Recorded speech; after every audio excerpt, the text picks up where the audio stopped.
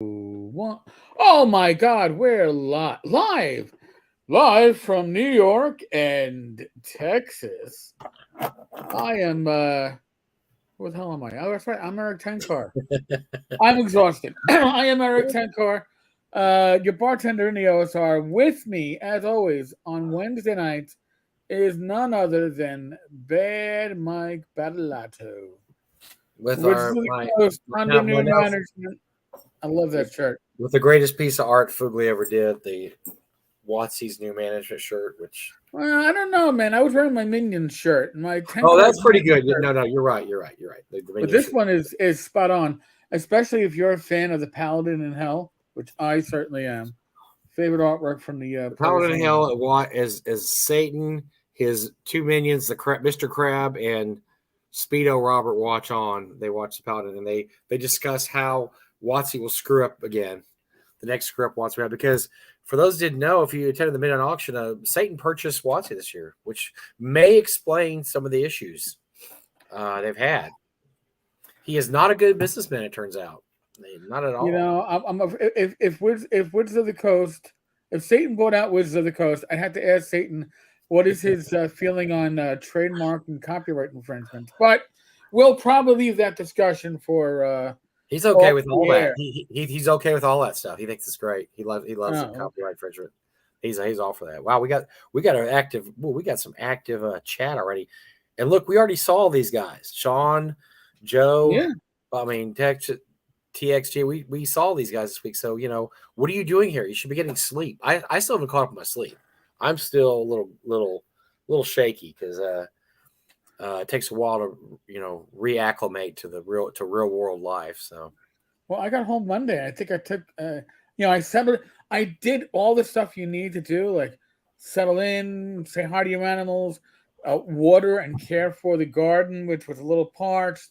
Ate dinner, and then I came upstairs. I was like, you know what, Ray? I'm gonna just put the recliner back for like an hour. uh-oh. 3 hours later, it's like, Just thud. Yeah, yeah, I haven't had a every time I want to go to bed, I think I'm going to go to bed early tonight because I'm really tired. Just something keeps me up, and I'm like, oh, I'm on the internet reading. We have had. I was telling Gary, every con we have positive comments. I mean, obviously, it's just there's nothing objectionable about the con. Everybody loves it, but right. I have never seen this many. There have been so many positive comments and I feel like I have to click like on them. I have to answer a lot of them. So I spend a lot of time on social media trying to catch up on everything we missed, last few days. But I would say it's a very successful con. We did really well. Gary will probably be on here later if he remembers, but we sold over pre-con, we sold 470 tickets, and then post-con we sold or during the con after we sold another 45. Wow. So we ended up with about 510, 515, right in that range. So next year we're going to roll in again with 500 ticket pre-sales, but we're going to tell people you better get on the ball, man. We had some people wait to the last minute to buy, and next year if you don't buy it, you're going to have to hope there's an opening if you do a walk-up, because we're going to cut it off at 500 again. But yeah, we had our best attendance, but it didn't feel like it was that crowded, did it, Eric? I mean, it felt good. And I would. Far be it for me to say I don't run the con. I'm not involved in the back. No, I'm not the one behind the curtain. I'm not the Wizard of Oz. The two men are. But I would say you could probably fit another 100 people without batting much of an eye, assuming the hotel doesn't have other events going on at the same time, taking up rooms. My only issue would be tables, because we like to space our tables out pretty far. Yeah. Once we got another 100 people in there, we really have to add some more tables here and there. Maybe squeeze it. There's some rooms in the back right by the Trinity Ballroom that only have one table in them. Right. Might have to do 2 tables in those. Maybe 550. Maybe 550. Yeah.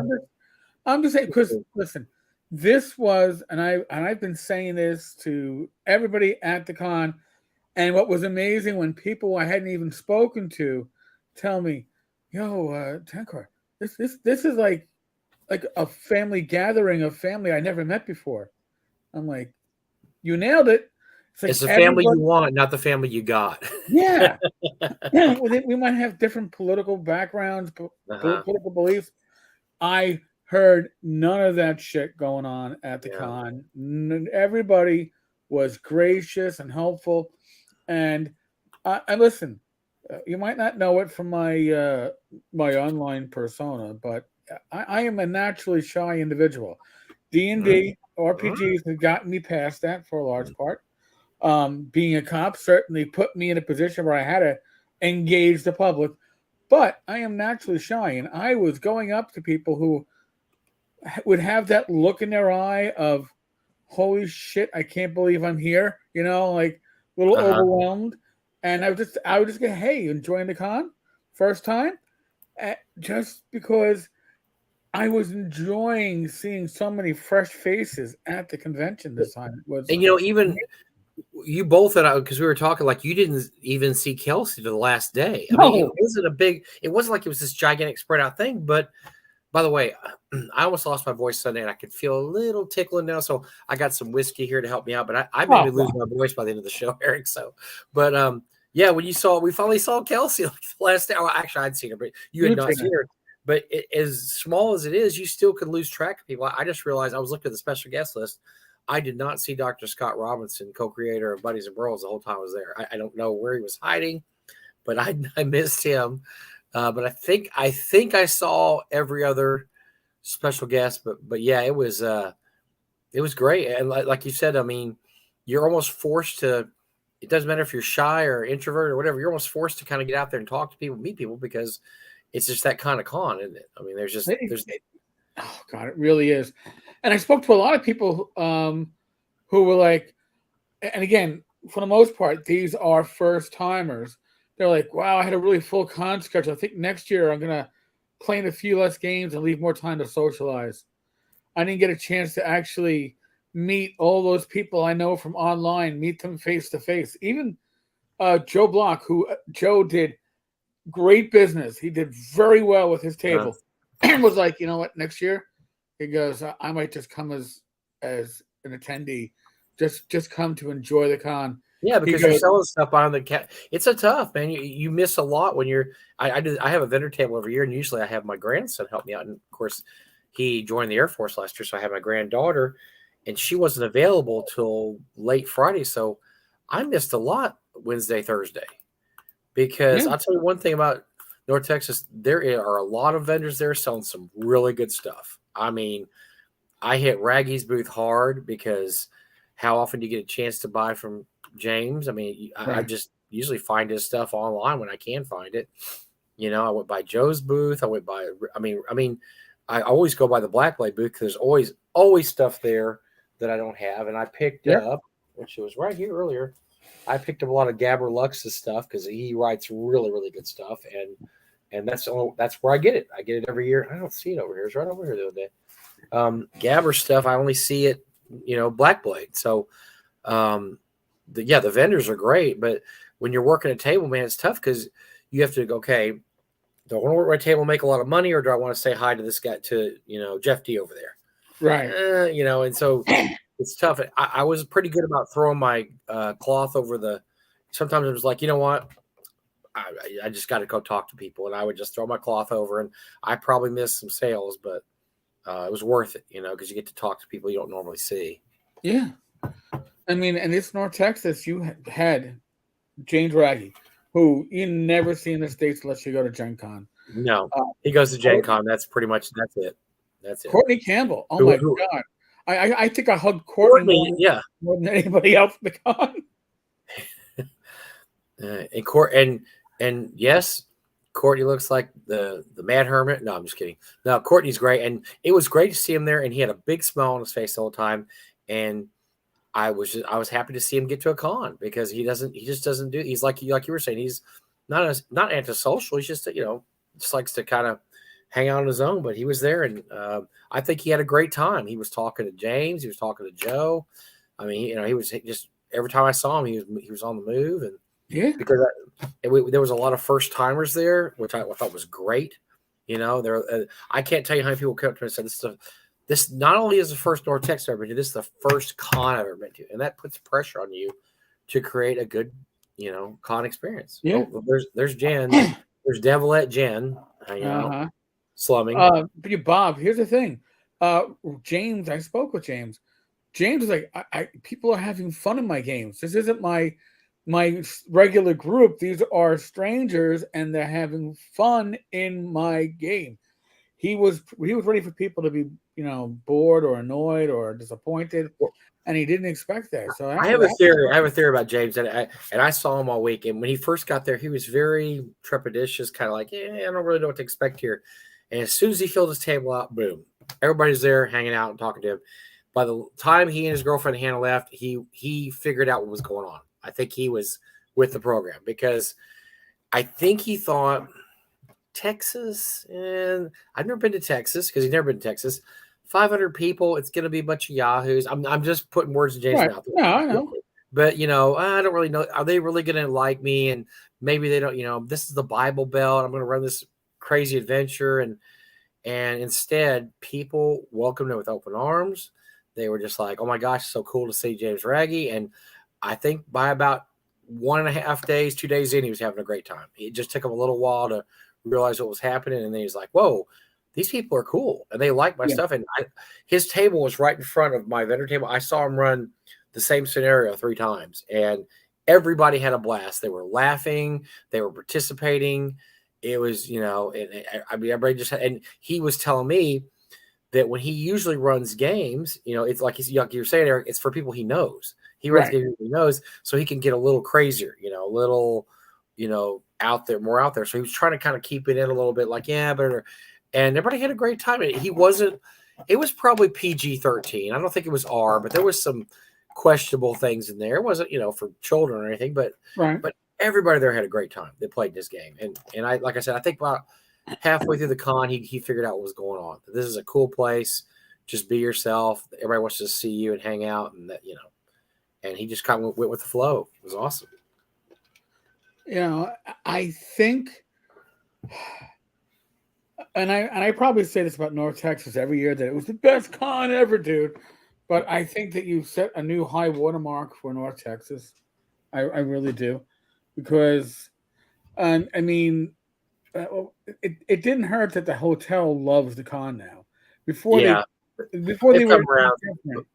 Post con, they came around. They like every other hotel, they lost a ton of money during COVID, and I think that helped a lot of hotels are much more appreciative of big events like ours.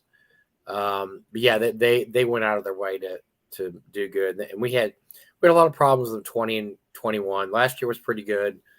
This year was even better, and so yeah, it was great. We had most people we've ever had there.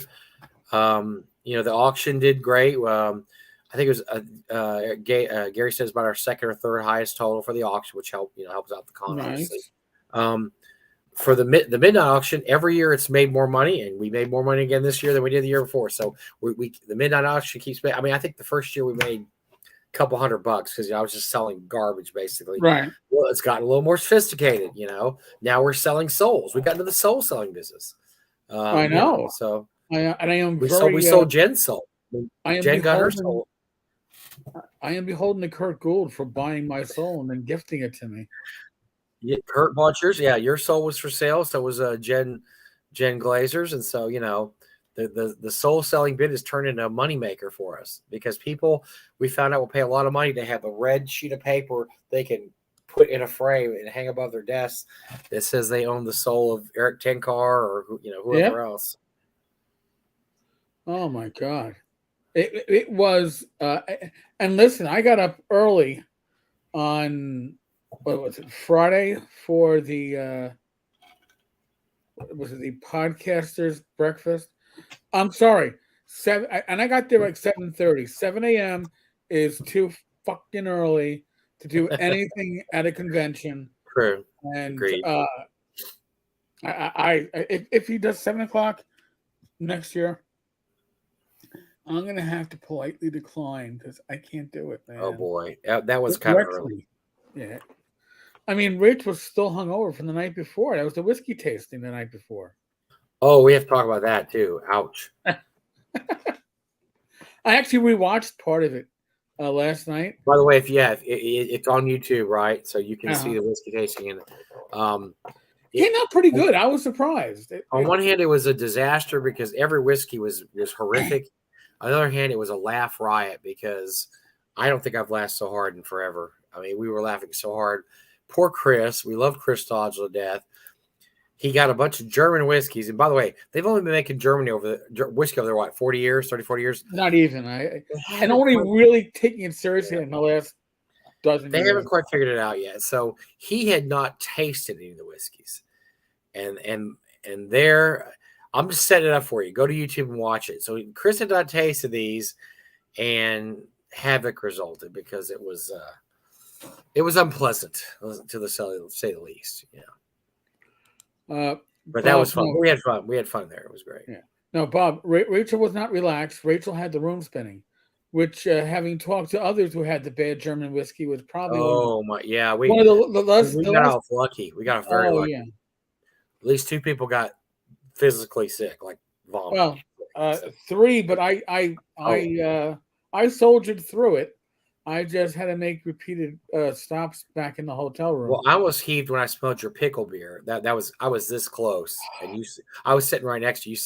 You almost got covered with my vomit there because that was that would have been on camera, and that would have been fun and exciting. I held it in. Yeah, it was bad. I've been thrown up on before. It's just a personal story. I had that yucco whiskey rumbling around my stomach. And then you were drinking that pickle beer. I thought, let me just smell that.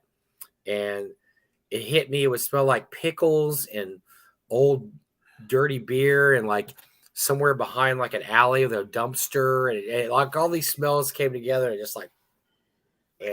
I chugged the first third of that beer down. And was after. And my niece Shannon, like I watched it last night. I went, holy shit, I did. And I was amused by my own expressions in the replay.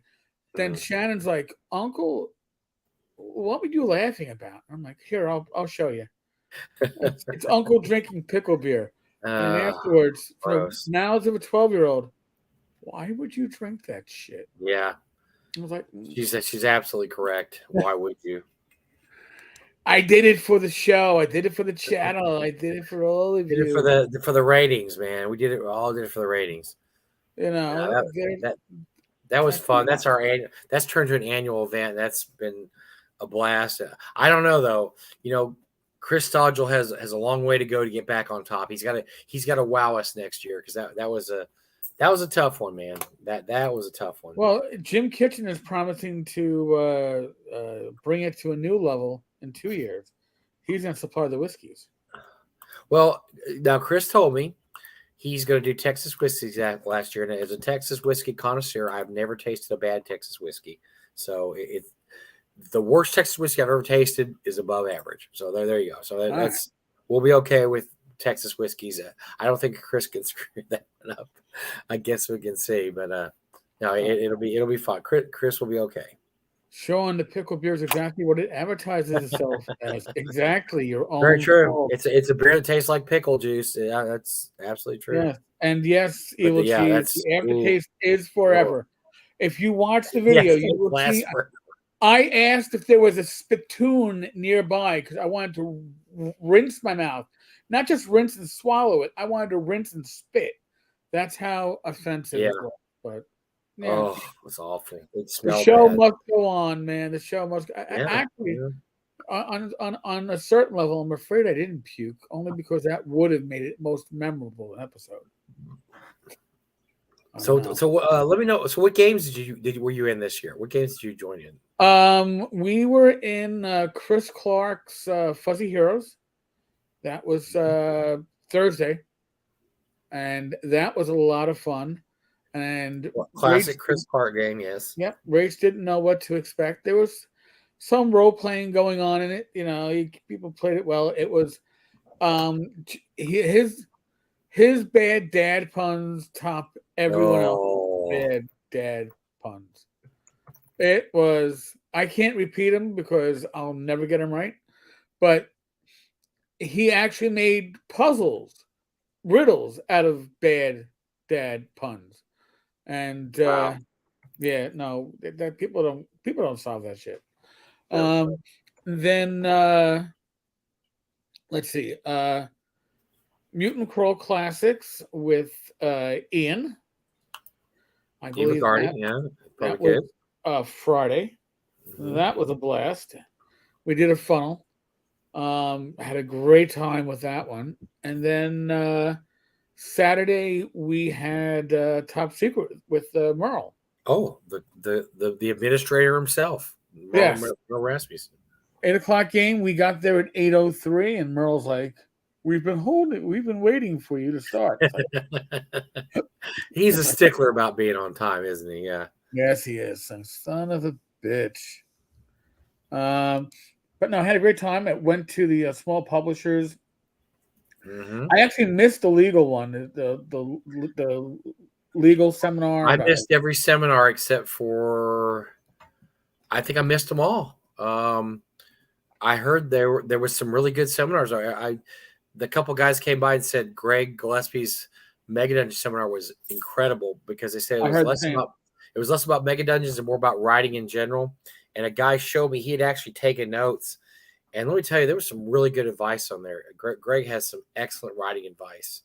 And so apparently that was pretty full. There's like 25 people in there, he said, and they were really really taking notes and really taking what he said to heart. And Greg's a very positive person. One of his theories is there's no such thing as a writing block.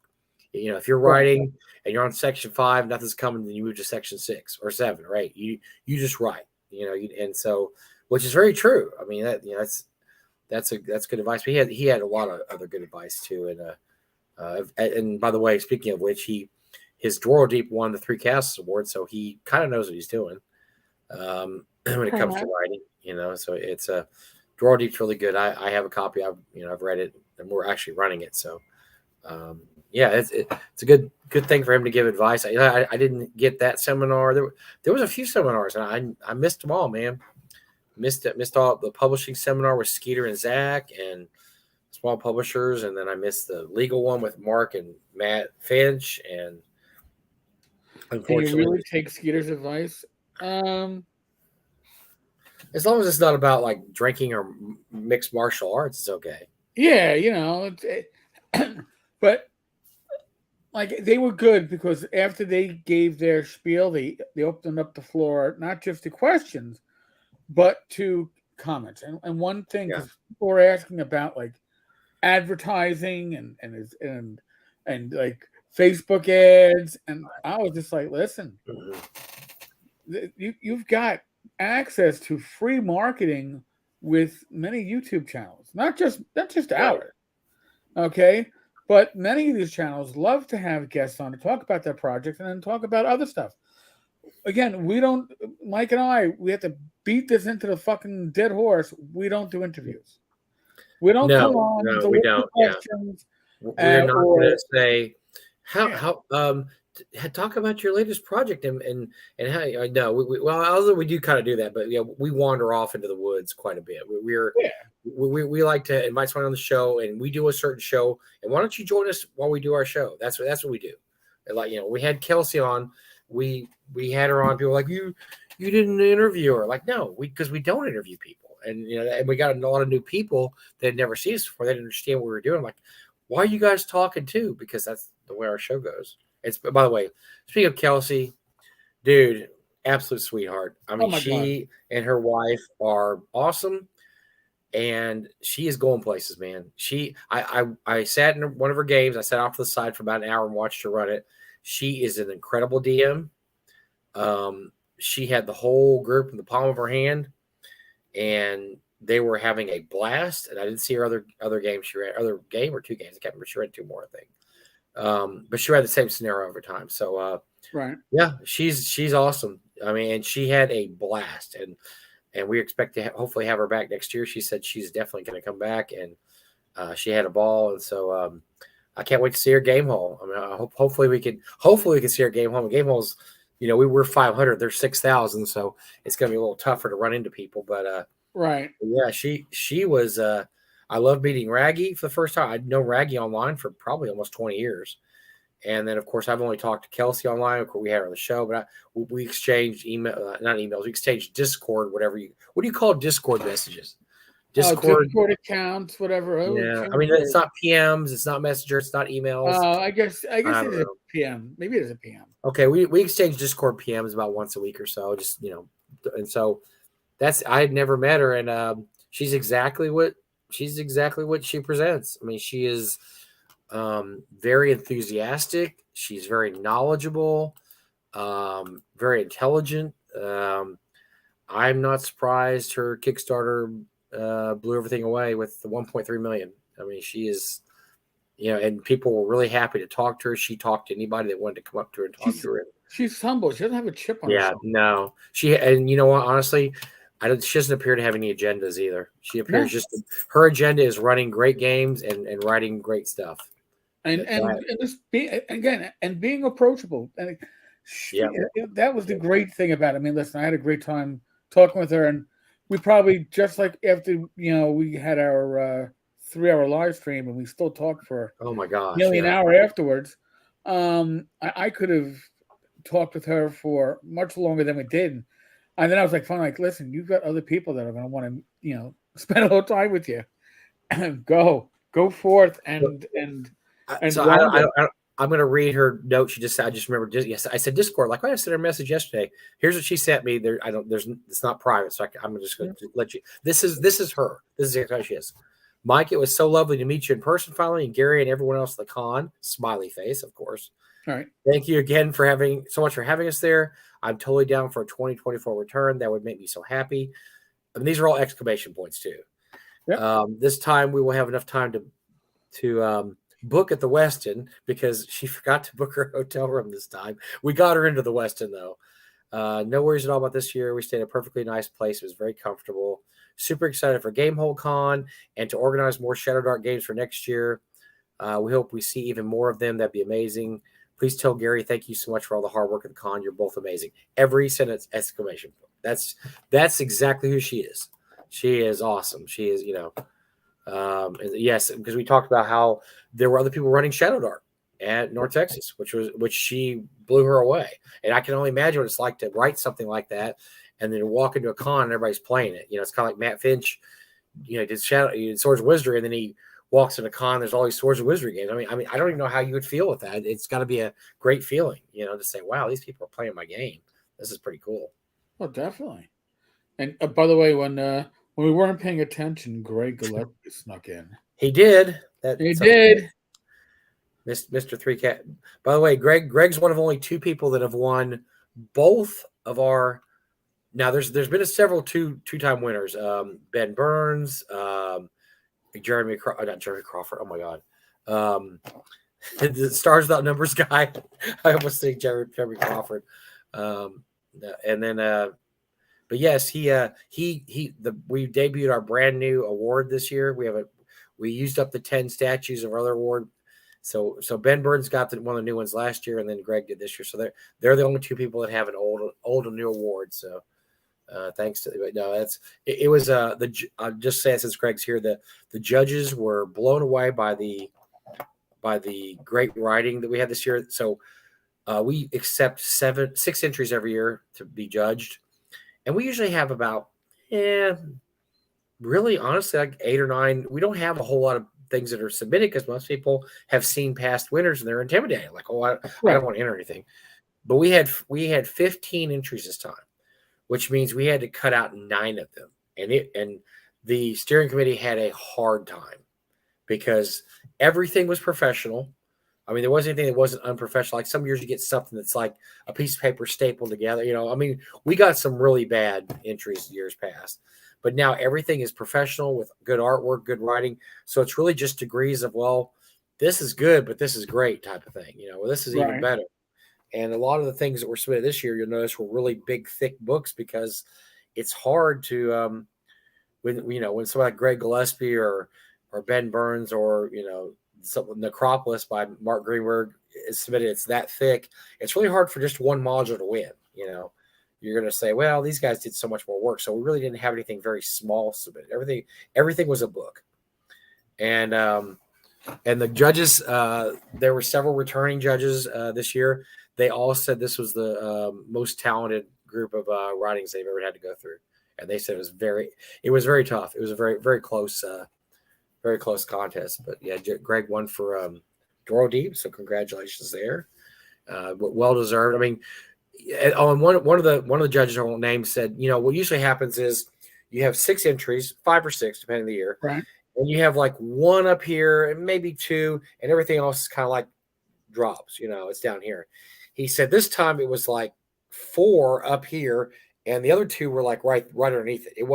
There was no huge drop between, the top and the bottom. It was all very professional, very good. So, the OSR and we only have what's submitted. So there was a lot of good OSR stuff that obviously wasn't submitted this year, but the stuff that was submitted was very good. And the OSR is in no danger of anything ever happening to it. They're putting out better stuff than WotC is at this point, in my opinion. So, I mean, really, the last few lists of entries for 3 castles the last 3 or 4 years, I'd put up against anything WotC has done in the last 3 or 4 years. So.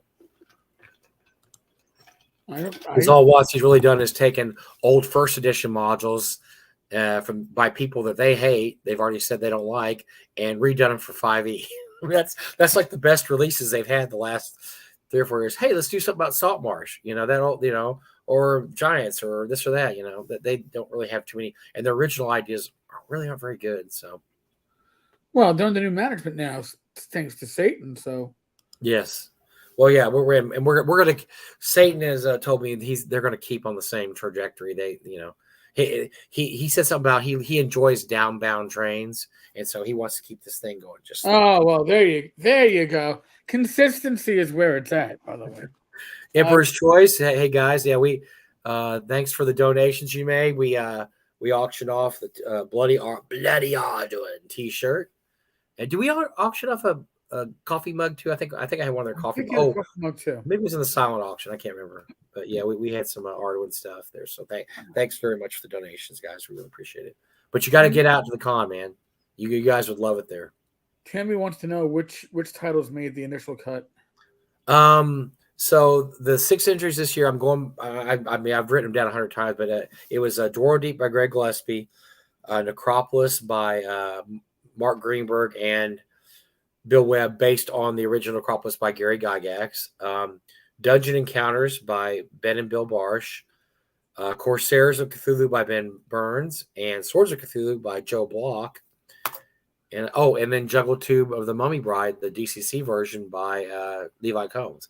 So you can tell that's a pretty little... that I would put that group of writers up against anybody WotC. Oh, my God. I'm serious. I mean, Gillespie, Burns, Block, Combs, Barsh, yeah, I would pretty much put that group up against any goofballs that WotC might throw out there. So it was all good material, all great material, and different.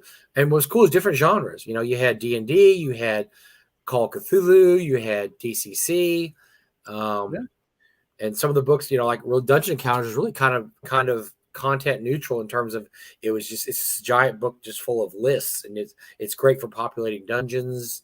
I mean, it's a very useful book. Dungeon Encounters is really cool. So I mean, it's really all their books just kind of went in different directions. I mean, Necropolis was 5e / they had an OSR version and a 5e version.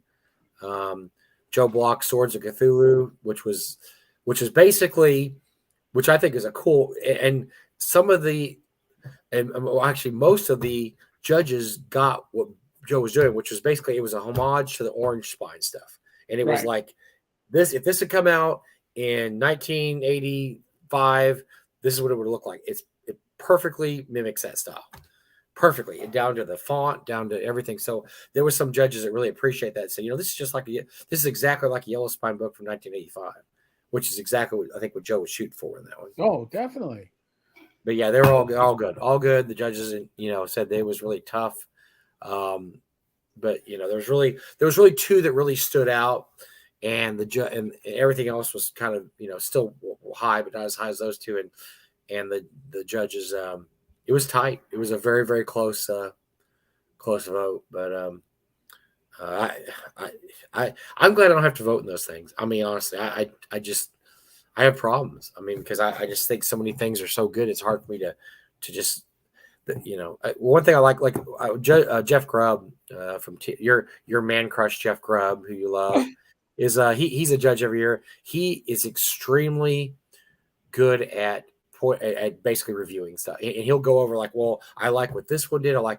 It's sad we can't publish that stuff, honestly, because Really? he is very, very good at picking out what's good about a product and what's bad about a product, and just very excellent at that. So our group of judges is really good. They do a very good job. You should approach them about publishing that stuff. That could be North Texas behind the scenes. Well, our rule is that the people who have items for their judgment, that they're allowed. We can send them all the comments made about their module with the numbers filed off, so they can see what comments were made about their stuff. And a lot of people ask for that. They want to know, like, what did people think about my stuff, and so we actually do that. Well, Ben Burns did win 3 in a row, Joe. So I mean, come on, give the guy a break.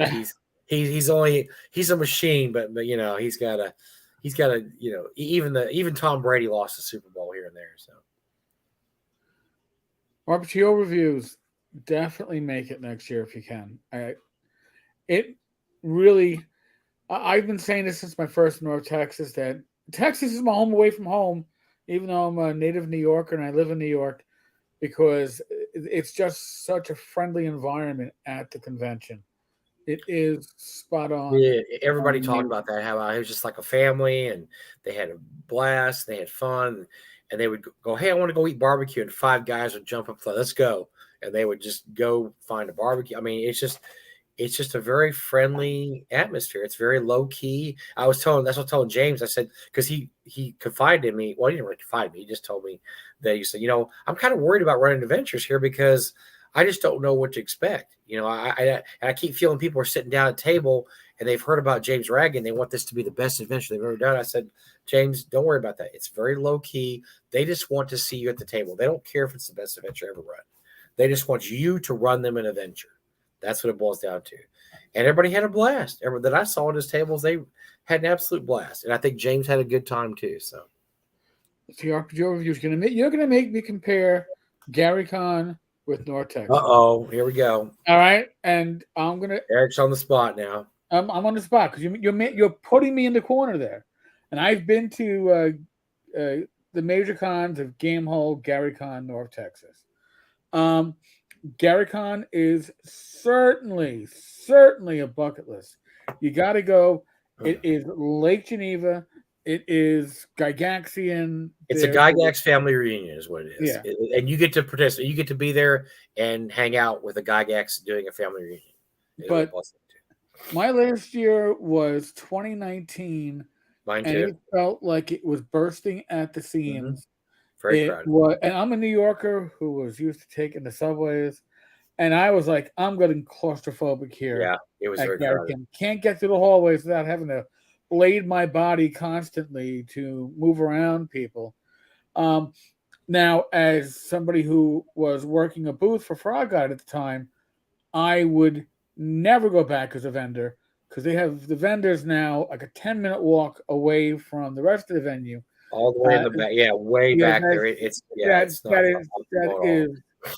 That would annoy me. And I was just working for a vendor, but you take pride in the work you're going to do.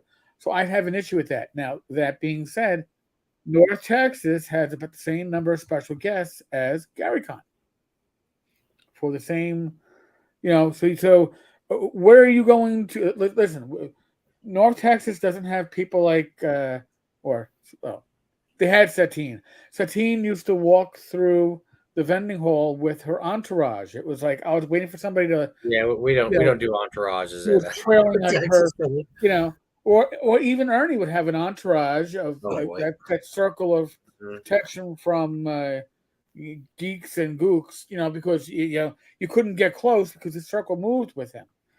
You don't have that at North Texas because there's only 450, 500 people.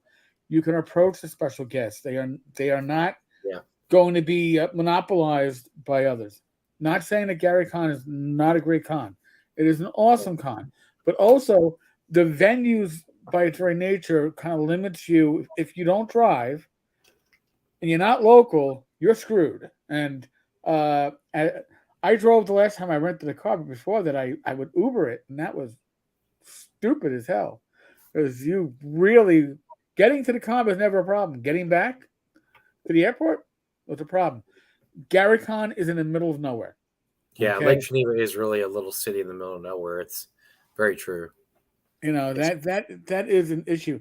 North Texas is literally, if you wanted to go to a Denny's, you could just walk across the boulevard. You don't really want to go to that Denny's. I know. I reached a new low this year in terms of customer service and did it? I haven't been there. Yeah, there was. We told people don't go there just because it's close, and it pretty much performed to expectations. It was really bad. That we had a few people that went one night, and the only two people in there were one waitress and the cook. I mean, it was that terrible service. Wow. So yeah, but there's a ton of places to eat around there. You just got to get in a car. You got to get a car and drive around there. People were happy to give you a ride. I mean, I have made over my years so many friends that you want to talk to somebody. Next thing you know, it's like, hey, let's go out and get some food. They're like, oh, okay, and you're having barbecue. Somebody this year, Rich and I on Sunday we had Texas chili with. You told me about that. Where did you get it? You said that you found Ask Joe the name of the place. It was in Grapevine. It was in Grapevine. Okay. Oh, wait. Was it Tolbert's? I'm not sure. Okay. You know what? I forgot about Tolbert's, and I was going to tell Joe. Had live music. It was Tolbert's. Okay. I forgot. I know it was because Tolbert. Okay, so Francis X. Tolbert is the Texas god of chili, and I totally forgot that Tolbert's was downtown in Grapevine, and when Joe was asking about chili places, and my mind went blank, I forgot all about Tolbert's, but Francis X. Tolbert had the now famous saying that if you have chili with beans, you don't know beans about chili, because Texas chili traditionally has no beans, although I like it with beans too.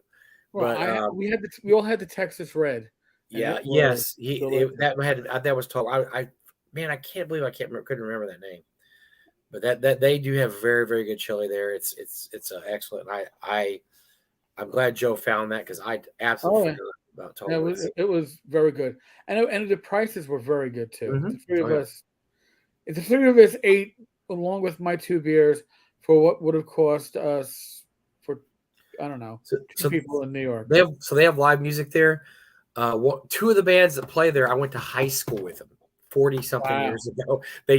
One does all instrumentals, but like 60s, like surf music and all that kind of stuff. And the other one they just do oldies. And their lead singer, one of my best friends in high school, looks like Robert Plant.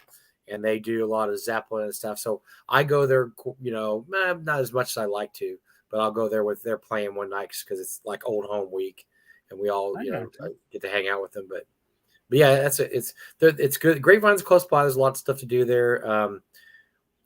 There's a lot of areas. I mean, it's right in between Dallas Fort Worth. There's a lot of entertainment venues very close. Right. I want to get back to somebody's. Thraxis said, when are tickets going to go on sale? Well, I lost it here. Oh, there it is. When are your next year's? Okay, so next month in July, and we'll probably have Gary on when this happens. Tickets will go on sale.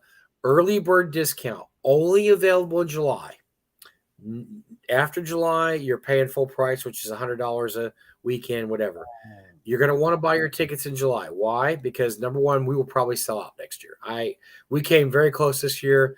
After what happened this year, I think we're going to sell out. Number two, can't go. You can roll it over to the next year, but we do not say sorry. You just can't go. Tough luck. Okay, roll it over next year. But number three, that's the only discount you're going to have is July.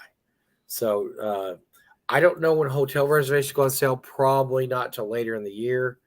That's just usually how they do those things. So we'll probably have to wait till late in the year for that to happen. But tickets, you're going to want to look at buying those starting in July. I'll remind you on the blog. I'll remind you on this channel. Mike and I will be like, it's live. Do it. It's happening. Yeah, North Texas is ground zero for the OSR. Amen, Greg. I absolutely, after this weekend, I've only been, look, the Independent Publishers Union was there. You have Skeeter Green, Ian and Rocky, Levi Combs, Jeff Talanian. I mean, it's yes, those are all the best small publishers right there. You have Keelan Halverson's part of that group. He's a great artist. James Shields. I mean, yeah, the OSR, that pretty much is ground zero. Look, Gen Con doesn't care about the OSR. They don't care. Right. Gary Con sort of does, but honestly, they have a gigantic Adventures League set up there. They're really very beholden to 5e and what's going on in the modern day. And then Alex runs a convention that does everything. They can't concentrate and say, okay, we're just going to do OSR cards. They just do everything. So yes, if you want total concentration of the OSR, you're going to want North Texas. That is our bread and butter, our holy grail. That's it. That's pretty much it is ground zero for that. Yeah, pretty much. I mean, there are other. Listen, do people play some 5e? I don't know any Pathfinder games that run at North Texas. There used to be, but I did not see or know of any this time, Eric. I really don't know if that was going on this year or not. But yes, 5e. There was Shadow Dark Games. There was a very eclectic group of OSR type stuff. Obviously, there was OSE. There was BX games. There was Swords of Wizardry. Matt Finch's Swords of Wizardry. There was those Top Secret. There were other. Oh yeah. And a lot of, like I said, a lot of old versions of games, a lot of games you don't run into very much, just kind of like oddball, like, whoa, that never gets right. Boot Hill, we had 3 Boot Hill games. Is there a convention that even has one except maybe Gary Cow might have one. I don't know. We had 3. We had 3, and 2. One was run by Steve Winter and one by Alan Hammock. So, I mean, come on. Joseph, listen. North Texas, you'll be forced to make friends. You don't need to. You will. It's not a probability. You will make friends. And the food, you can't afford food in the West, and I agree with you. And that's why we have food trucks. And the food trucks are amazing. The Western food isn't bad. You get a sandwich for under $10 that would fill me up all day. I went to the brunch truck almost every day. Got a giant sandwich with Taylor ham, bacon, eggs, potatoes, and onions on it, and I would get about 3/4 of the way through it. I'm like, man, am I going to throw the rest of this away or just try to shove it down? Because it was $9. I mean, you can't beat the food trucks, man. No, the food trucks are very good. The burrito was amazing. I couldn't finish it. I didn't go to the Mexican one. I never made the Mexican one. Never got a chance to go there. You're right. Yeah. But yeah, we had a taco truck there one day. Somebody said we had a hamburger truck that I never saw, so I don't know about that one either. But the brunch truck was there every day, and they did a great job. They also had hot dogs there, and they had Philly cheesesteaks. And I did not get to try the cheesesteak or the hot dogs this year. I just had the breakfast sandwich every time. So, the breakfast sandwich is very good. Yeah. Now, Mike, I'm going to ask a question because right. It was confusing. So there was a buffet. Was the buffet, if you were a con goer, was that part of your con attendance? So they did not. Okay, so the problem with the buffet was they only wanted con people to go to it. They didn't want it just for everybody in the hotel. And so they kind of hid it. It was in that back of the room that was right off the Marriott special room, whatever you call it. It was really hard to find. And it had a $25 price tag sign up, which made it a little confusing. But then you could access it through the elite Marriott entrance. But somebody propped the door open on Thursday. Let the peons in. Come on in. Yeah. So we couldn't, we weren't quite like, it wasn't clear. I think that next year the con should hand a flyer out. Like they remember used to hand out coupons when you had your buffet coupons. They should hand something similar to those that are there for the con, just so it's a bit clearer as to what's going on with that. Yeah, we probably need to do something about that next year because they were nice to do the buffet for us. But like I said, it was hidden. The first day I didn't even see it. I was like, "Do they not have the buffet?" And then I realized that you could you could access it better through the special Marriott room, which by the way was a bargain at $9 a day. I went ahead and paid for it because that's how much it was. oh my, it was $9. It was cheap. It was $9 a day. You got free drinks all day long. You got free snacks. You could go in there. It was nice and quiet in there. And then I thought that was well worth the extra $45 on the bill. Oh, wow. Jen just reminded me that I did have the carne asada fries. How would she remember that? Because she's Jen. She just knows that. And which were fries with meat and cheese and onions and spices on it. So yes, I did have those one day. Those were very good. So I did see the taco truck. I'm glad she's looking out for me because I don't know what I would do if she didn't tell me what I was doing. Bob, I'd laugh if I wasn't going to cry. All right. So where the hotel is, I'm not going to beat around the bush. It is a prime spot for stealing catalytic converters there because it's right off a freeway in Dallas, Texas. And we did have a couple of guests that suffered their catalytic converters get stolen. So we're going to talk to the hotel about it. I don't know. There's a lot they can do. I mean, Gary had some good suggestions. What we might do is we're thinking about having a food truck late till maybe 10 or 11 at night, because I think more of a presence in that little side parking lot will prevent people from being like, oh, there's a truck there with lights on. There's a bunch of people around it. Yeah, I'm just going to go to this hotel next door. We'll just hit that one instead. Right.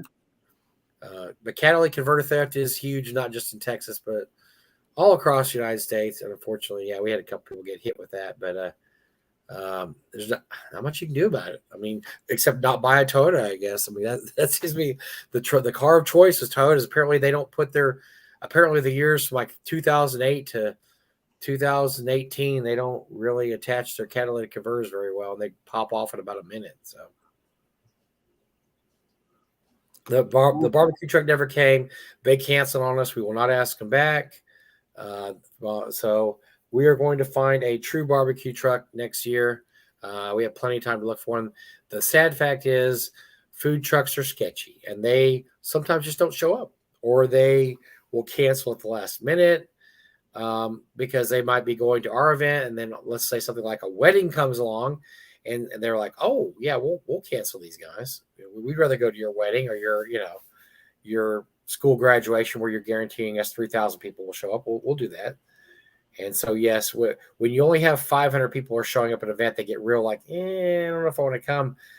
What you usually end up doing, this is what most cons do, is you guarantee them X amount of money. You say, right, no matter what you do, we'll pay the difference, because we did pay the difference a few years when we didn't come up to it. But the brunch truck was doing business hand over foot. Yeah, I don't think we're going to have to pay anybody this year. We'll ask Gary when we have him on. But they did such good business. I don't think we're going to have to pay out. But unfortunately, a lot of food trucks see that, and they say 500 people, and they just won't show up. And what they'll do is, and this is just what the food truck business is, they'll tell you they're going to show up, and they do intend to show up until they get a better offer 3 days before your convention. Right. They're like, oh, yeah, these guys said they're going to have 2,000 people. Well, we're going to go there. But we don't have a contract. We'll just we'll make some excuse to not show up for the place with 500 people, and we're going to go to the place with 2,000 people. That has happened pretty much every year with us in North Texas. And I'm sure it happens with anybody that hires food trucks. Unless you sign an actual contract with them, they are always going to they're going to go to somebody else. So, but you know what? There's barbecue all over there. We went to Hard 8 one night, which is really close. Great barbecue. There's a lot of little barbecue places all around there, so it's not hard to find barbecue. Yeah, no fried pies this year. There's anybody with fried no. We pies. didn't. Unfortunately, the roasted pig has moved on or gone out of business. That's where we went one year, and they have excellent fried pies, and they're no longer in the area. So the fried pies are unfortunately not there now. Understood. We should have Jen on the show. She remembers more than I did. I mean, she wasn't balancing as much as you were. You were balancing the con, your booth. She was a Devilette though. Devilette's, and I want to give thanks to Jen and Zach. They're actually volunteers at the con, Zach and Jen Glazer, and they do a great job. And as organized as Jen is, she runs half the shit that goes on the con. She makes sure people are in the right place at the right time. And this guy is supposed to be over here. He's over there. So she is excellent at taking our con over and basically putting us on a schedule. So thank you, Jen, for doing that. I don't know what Zach does. I just see him wandering around a lot, and he runs Civilization, which takes all of one day, and it takes one day the whole day, and then he just kind of wanders around the rest of the time. I don't know what he does. I really don't know what he does to help us out. So yeah, we did Civilization last year, and it was a lot of fun. But I was like, I can't devote a day to. It's a whole day deal. It's a whole day. Yeah, Jen was the front registration. Oh, you did that? I didn't know you could do numbers that good. But that's great. Them's fighting words. She's got me now. Yeah, Joe, I saw Zach at a Merc game. That's what he did. He played games the whole time. While Jen worked. Jen was working hard at the front, and Zach was playing games. I wish I could be surprised, but I'm not surprised. Not one bit. So, well, what surprised me this year is that Rach actually played in one more game than I did. Interesting. She played in the ladies' game. Oh, that's right. They had the ladies' game on Sunday morning, which my wife is still trying to figure out what was going on, even though somebody told me that she did really well in the game. But yes, it was Jen Green runs that every year for all the wives, and they have a blast. And my wife does not game at all. She doesn't even like board games, so that's her once a year thing, and she just does it because she loves Rachel and Jen and all the other wives in there. That's really why she does it. So. Well, the wives also had was it Friday? They had their Saturday. They had their lunch, and my wife didn't get to go because my niece was having a baby shower. But yeah, they had a blast on Saturday too. They all went out to lunch and had a great time. This was the first wives luncheon, which would mean that's going to be a yearly thing. Yeah, we're looking around at one point, and there's no wives there. Like they're all gone, and like things are falling apart. The con, we're like, where's our help here? And because they're all out and having lunch, getting bombed on mimosas or whatever, and And Joseph, you know what? You're actually pretty correct on that. There have been North Texas cons where I've signed up for no games, honestly, because I go to socialize. Now, this year I was like one game a day, not counting Sundays. Sundays are like, I don't really count Sundays. But I made a point of playing. Now, other years though, I've run games. Next year, because I've had a number of people ask me why I didn't run anything, I was like, okay, I guess I'll have to run something next year. So I'll probably have something ready in time for Saturday. I told you what we need you to do. We need you to run the fantasy trip for us. I'll do that. I will run the fantasy trip, but I won't be running the fantasy trip at China. My wife just texted me to remind me that Jen said that she made the winning move in the game, so I shouldn't say that she didn't know what was going on. So just keeping watch on me. So I'm sorry about that. Apparently, my wife is a gaming is watching genius. your video. Made the winning move in the game. So awesome. She's watching us and she's trying to correct me here. See, Rach isn't watching us. Rach is doing something more important on her iPad. I am quite sure. Most things are more important than this. That probably is true. Evil Cheese. Hoping to get there next year. I will pray for you to have more people working in your department, less seniority than you, so you can make the appearance. Yeah, it's so Joe said Eric kind of has it down pretty good, just playing a few games, because a lot of people overschedule for cons, and then they're just playing games the whole time, and they realize that number one, by Saturday night they're burnt out, and number two, they didn't get to socialize at all. And I'm kind of in the Eric school. I don't register for any games now. At Gary Con, I popped into a couple games. I popped into Eric's one time he ran Swords Was Your Light. I've done something, but I don't plan on games because I'm spending way too much time socializing. That's all I do. And I'll be honest with you, I don't. I mean, I was up, so I went on and I was like, "Oh, what games are available?"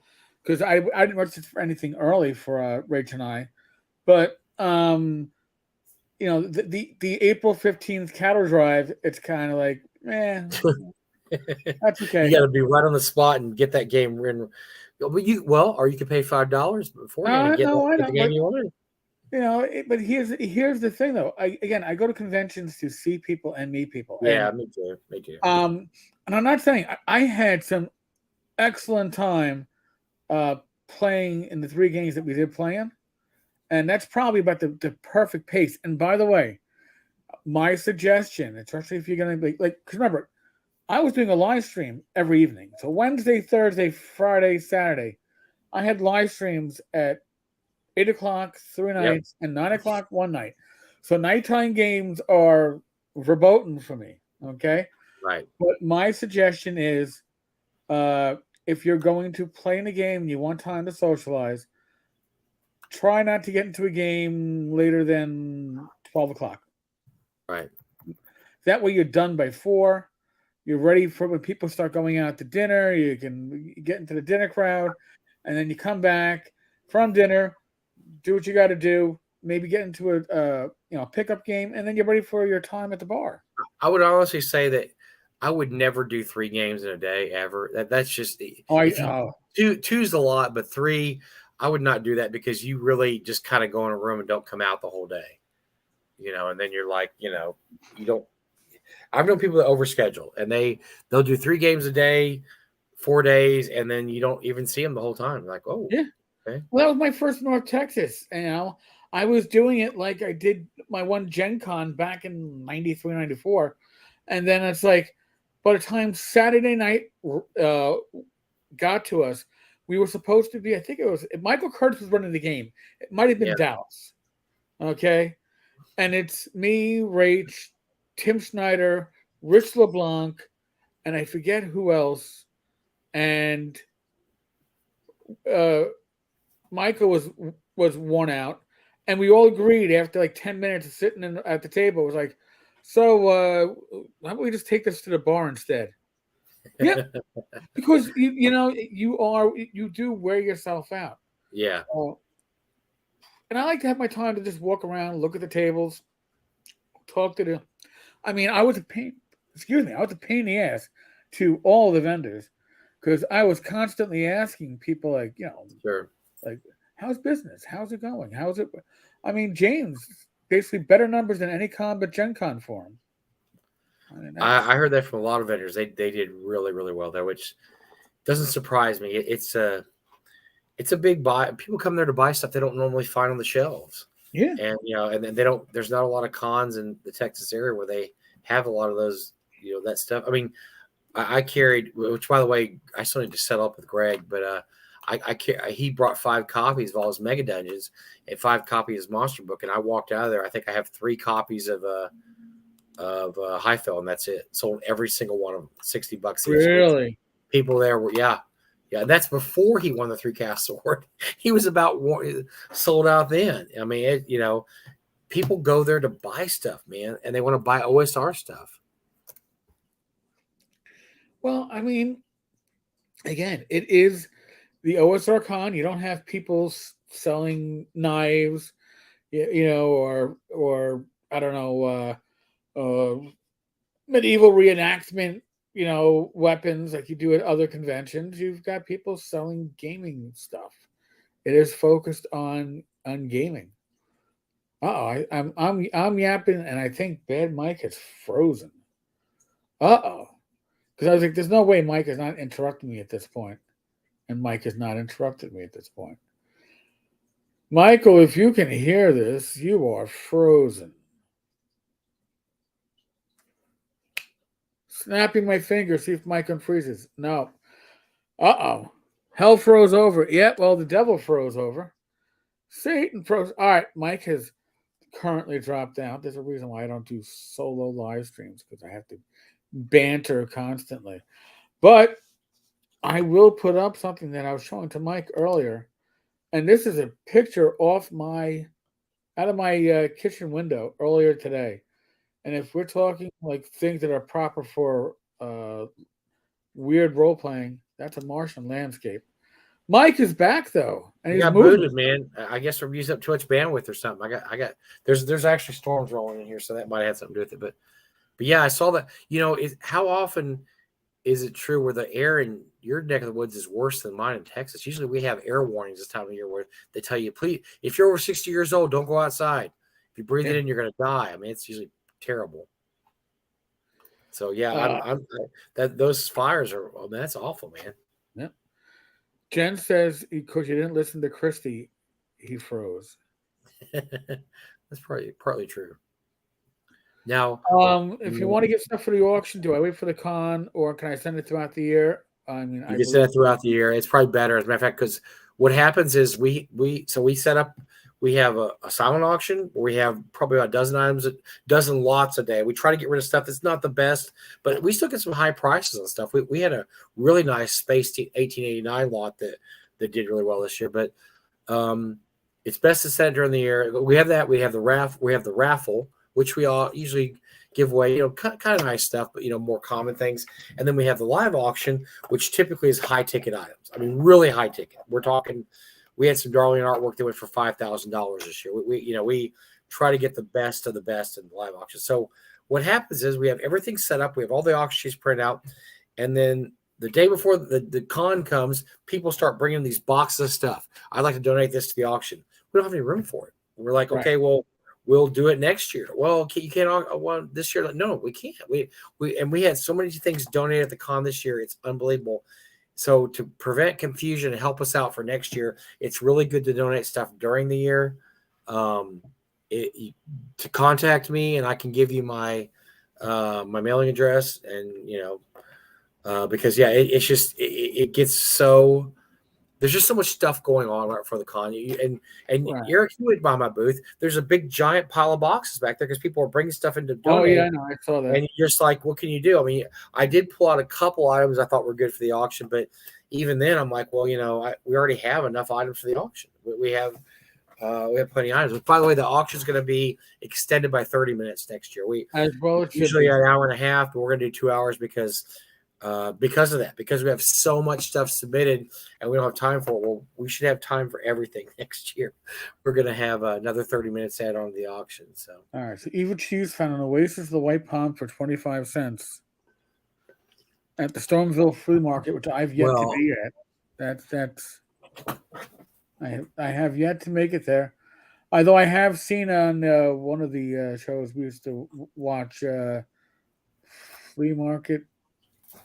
Well, let me show you what I found at the North Texas dealer. I found a shrink wrap copy of X4. Oh, damn. Master of the Desert Nomads. Really nice shape. And I found a shrink copy of Oasis of the White Palm. Cha-ching at North Texas. But, shrink is not a condition. It's not a condition, but they're beautiful. They're beautiful. So, I'm just saying.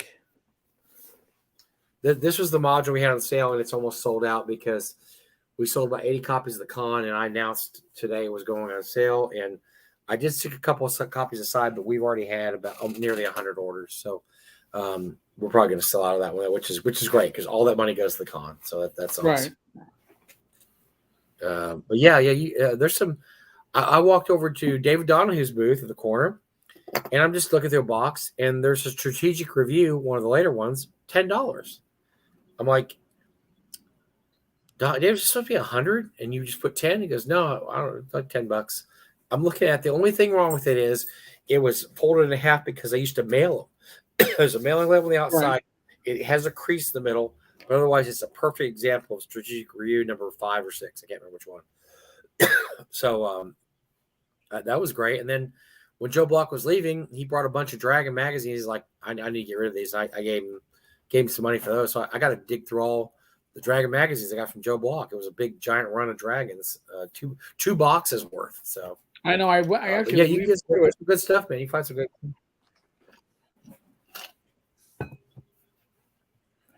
I should have brought more of the stuff I bought because I did have a big. I bought some. I usually don't buy stuff, but I did pretty well vending. So I bought the big box of the Monster Manual monsters that WotC put out, the A through C and the D through F. Oh, the minis. Yeah, they're gorgeous. They are gorgeous. I only had the first box so far.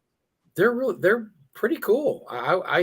had not seen them up close. I'd just seen them online, but they were real. They're really nice. I went ahead and bought those, and I don't usually buy stuff for myself at the auction. So, Dun dun dun. yeah. Speaking of the auction, I talked to Gary. We made about $40,000 for the con in the auction, which is good. Really? Holy shit! Yeah, yeah. Oh, I'm sorry. We made $40,000 in the auction, which probably made about 30 for the con because you have to pay out commissions for some of that stuff. Right. In the case of Darlene, we had a couple of lots that we split with her because she is trying to get money for her house to help fix her house, and she was extremely grateful. I mean, she just sent me a message today. She is just absolutely ecstatic that we got made so much money for her, and I got a kiss from her after the auction because she came up and said, "Can I kiss you because I am so happy with that money?" I'm like, "Yeah," because now I can tell my grandkids I got smooched on by Darlene. I'll take it. There you go. I mean, it's on the cheek. I mean, it wasn't like full mouth or anything, but but that was awesome. Your wife was around. I don't Yeah. think And then she kissed whoever won the auction. I can't remember his name, so she gave him a kiss too. She was giving lots of kisses because she was very happy. She brought some stuff for Jim Kitchen and I to auction this summer, and brought just some oddball memorabilia that she had around the house because she's trying to make money to help fix her roof on her house. Right. And two of the items there were outrageous. Like we're like, yeah, this has got to go on eBay. This is like crazy. I mean, so I won't even talk about them, but they're great. But she was a member at age 13 of the Star Trek fan club. And she got she has these box full of stuff that they sent her, which includes a signed photograph by Leonard Nimoy and one by William Shatner. Wow. Yeah, very cool. And she also got a letter from Gene Roddenberry too in there. So Star Trekkies and sci-fi people, there's going to be some really fun stuff in our auction we had this summer for her. And then we sold one of the things we sold at the auction was she had a wooden panel that she painted with acrylic paint so it didn't scratch her, and she signed the back of it, and that was what she hung up in her booth when she used to work conventions. So we sold that, and I think that got about $500. And then we sold a set of the Paizo World of Greyhawk maps, all signed by her, and that got about $100. And then we had a portfolio by her, and then a bunch of artwork by her. And I want to say the artwork got $5,000. I don't remember how much the portfolio got, but she did really well because we split that with her, and she was very happy. And so we're just glad, Jim and I kept telling her, we're just happy to help you because you're the first lady of gaming, and we want her to stay in that house until she dies. And it just, and what more could you do to help one of your childhood heroes like that? I mean, that's so cool to be able to help Darlene and say, look, we're gonna help you stay in your house. We're gonna fix your house up. So, she is just as Greg said, she's wonderful, so kind, and so friendly and kind. She is. Greg got a nice piece of artwork out of her for Highfell. It might be worth buying Highfell just for the full page art she did. They're incredible, absolutely incredible piece of art. So Greg's really good at getting these people who don't do art to do art for him. I don't know what his magic touch is, but he gets some great artwork for his books. He got Russ Nicholson, who we just lost, to do some art. I mean, he's got the magic touch, man. Mike is wearing the WotC new management shirt, which has the Paladin in Hell, along with a few other pieces going along. Yeah. It's Fugly art, and honestly, I would say that stop moving. I would say that should be a limited edition con shirt. I think you could sell it for $50-$55 plus extra for con for the origins are inside, but basically there was basically a photo of myself dressed like Satan, Kurt Gould with a crab costume on for no reason. We just call him Mr. Crab, and he shows up and he clicks his claws, and my brother in a Speedo. And that's a long story I can't even get into. But we were sitting backstage, and somebody clicked a picture of us. And so Fugly saw that picture, and he thought, what would go better in front of the Paladin in Hell than these three idiots dressed up like three idiots? And I thought, with all of Watsy's problems last year, I mean, come on, that's Watsy's new manager right there. Yeah. Because those guys, and then on the back, let's see if you can see this. Of course you can. I did that. Can you see the back? No, oh yeah, there we go. Kind of like, yeah, there you go. It's Mike, the boss. The boss. Which explains, so when Satan came out for the midnight auction, he announced that he has bought Watsy, and that explains a lot. Really the last year, it makes a lot of sense now because he's obviously trying to run that company into the ground, and it explained a lot to me at least. So yeah, yes. no, it's an awesome shirt. Fugu does great work. He does. Yeah, we're also going to debut. He did a little lunch sack type thing that has Rob Conley's hilarious picture on it. That we're going to have Rob on the show one night. And we're going to show him that, and maybe we'll auction it off on the show. I don't know. We got to do something with it. It's great. It has Rob as the Russet Lord, which just let your imagination run wild. It's an in joke, folks, for a playtest at our with Rob. And the Russet Lord, and we're like, Rob, isn't russet a kind of potato? And he's like, it's a color, like red. Like, well, yeah, but it's a potato, like potato. And yeah, Fugly went off on that one, thankfully, because it is awesome. Yeah, if you, I mean, I know Eric and I talk a lot about inside jokes. The problem is if you go to North Texas, you get on the inside pretty quick. You can start, and so when we talk about stuff like, oh, that's an inside joke, it's just because we go to North Texas. And so once you go to the midnight auction, a lot of this stuff becomes clear what's going on because we can't talk about a lot of stuff that goes in the midnight auction because you know what happens in the midnight auction stays in the midnight auction, and if it didn't, people would be out of a job, and people might be shunned for life if some of the stuff that went on got out for human consumption. Hey, what's going on? You're like, oh, I get it now. This makes sense. Oh, why is his brother dressed like a Pinkerton agent? Oh, by the way, Eric made his debut as a Pinkerton agent too. Midnight auction. So I don't know if I have a picture of. I might on my phone. Maybe I'll share it later. But yeah. Giving Lloyd a good toss. You and Robert gave him Robert gave him a little worse than a pat down. I think that might have been close to molestation, but well, it is Rob. Come on. But we actually had real cuffs too. You actually had to slap the cuffs on because we didn't actually slap. They were real-ish cuffs, right? But and I know they're trick cuffs. But the problem with trick cuffs, from my experience, saw this happen once in my career where somebody was playing with trick cuffs with their significant other and used the trick cuffs to cuff them to the headboard, and then they couldn't get the cuffs off because they jammed, and the key wouldn't work, and the quick release wouldn't work, and when that goes over department radio.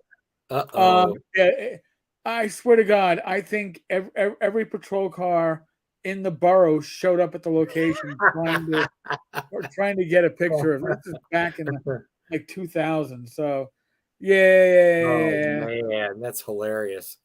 I don't exactly. I don't think I'm happy. I'm ready to leave them on them. I don't think you guys actually slapped the cuffs on them because that might have been really bad if we couldn't get the cuffs off. Yeah, I just get. Not saying it was going to happen. It's like a 1 in 1,000, 1 in a million chance. Like, The midnight auction, though, that's the kind of place it would happen at, probably, if it had to happen. With our luck, yes. And I could just see explaining it to the local PD when they show up, and it's like, oh, we're going to have to. We're doing a show where there's a guy wearing they're not really Pinkerton agents. They have Pinkerton things on. And the guy, he has a badge on his crotch where the Speedo, it's a long story, And so, but like, oh my God, we had to have them because we had Satine and Jameson. Well, not the real Satine and Jameson. Oh yes, we had this. I think that's fair use under parody, right? Because oh my God, they were parody. Yeah, Satine and Jameson made a surprise visit to North Texas, and that was interesting too. That was very interesting.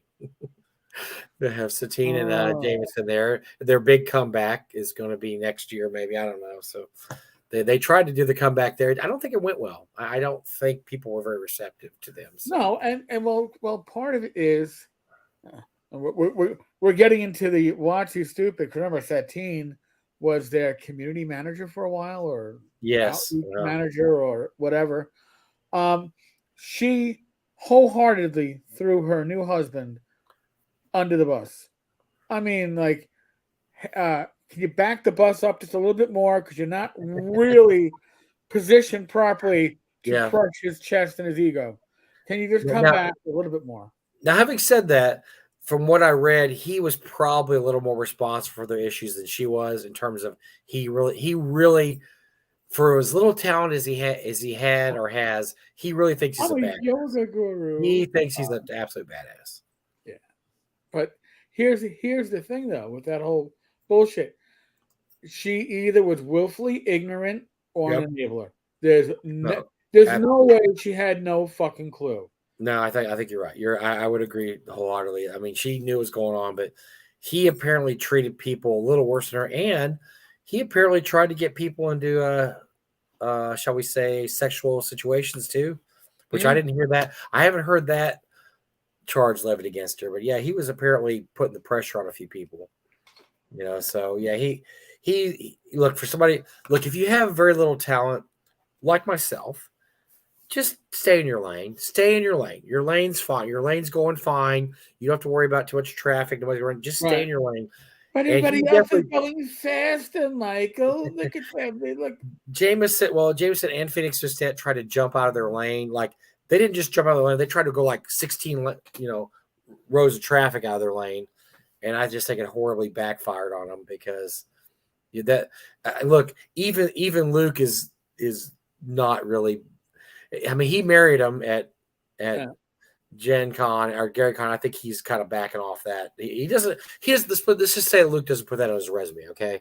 Yeah, that's not a big bullet point on his resume. It's like, ooh, we have that whiteout. Let me just take care of that, and replace that with made hamburgers for family night. I'll tell you what. You know one thing you don't do with gamers. And this should be rule number 1 in the gaming handbook. Don't ever shut the bar down. And especially don't shut the bar down for a wedding of 2 narcissistic weirdos like those two. Because that was the thing people got mad about, was the damn bar was shut down while they were getting married.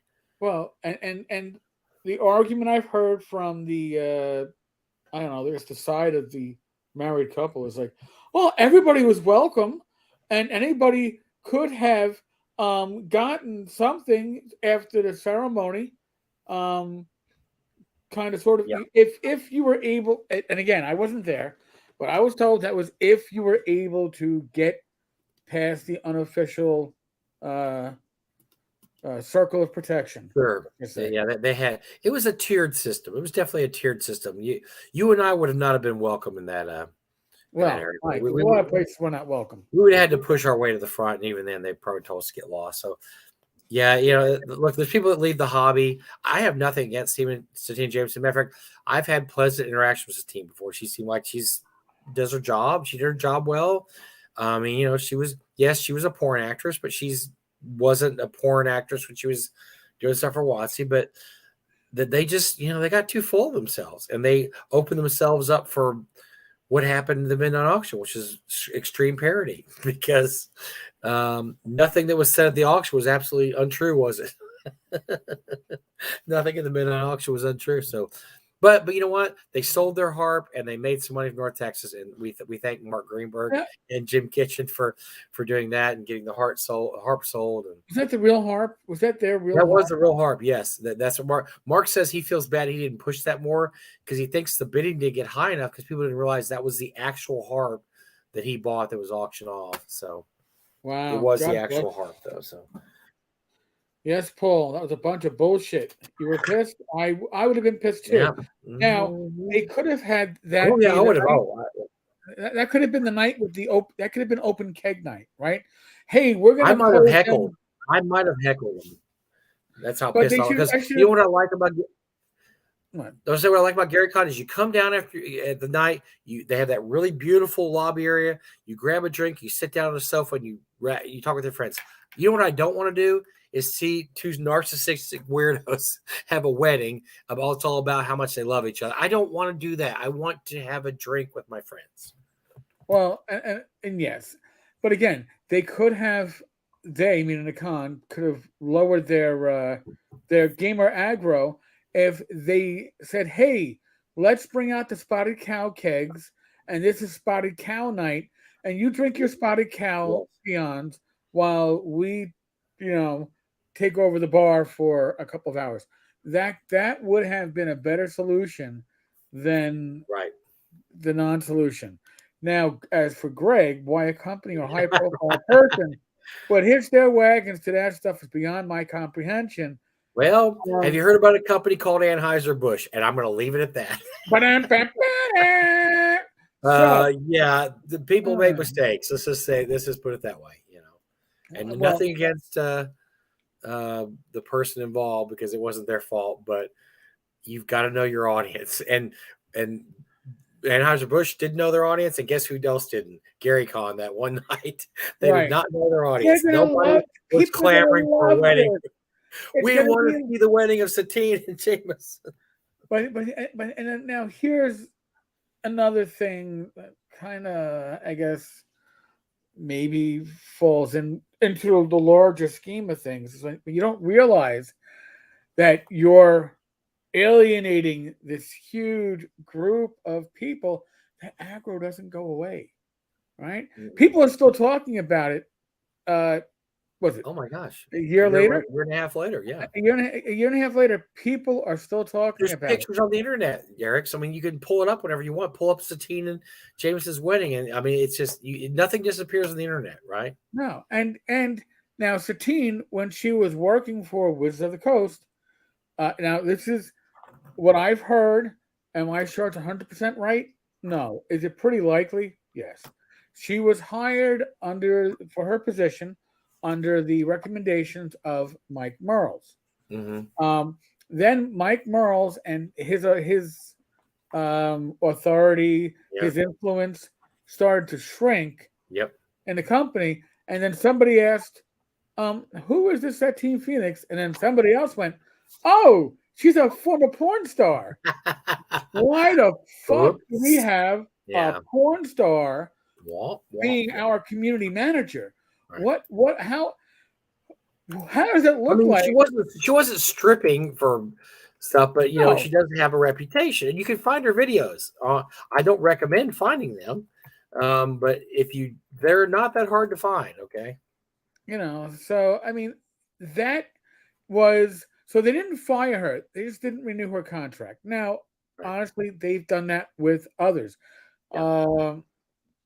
Who was it? The Sarah Darkside or Dark Hat or yeah.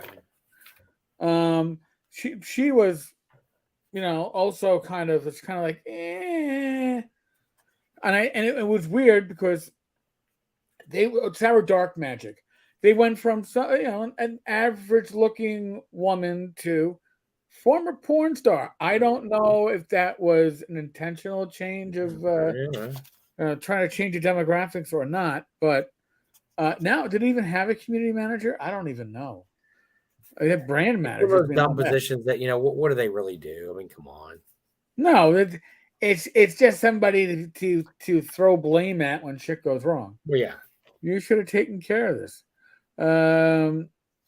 Joseph Carter, I wouldn't know about this if people weren't talking about it a year later. Exactly. Yeah, that is true. People were mentally scarred, but like I said, you go to a con, one thing you don't do is shut the bar down, and that's people do not forgive that. They don't forgive you shutting down the bar. Okay? Get mentally stable people to represent you. Just an idea. Come on, Greg. Do you think somebody that was mentally stable wrote the OGL 1.1 and honestly thought they were doing the industry a favor? Come on now, third-party publishers would go, Oh, Mr. Carter, can I sign on the dotted line? I love it. It's fucking me, but I love it. Nobody was saying that shit. Nobody was going to. Come on, they were delusional. Paul, a buddy and I were daring each other to play some of her work on the laptop we had we had at the bar during wedding setup. I regret not doing it. Oh, sweet. Dude, yeah, you missed your opportunity, man. You would have been unceremoniously removed from the facilities. Yeah, that would have been yeah, absolutely.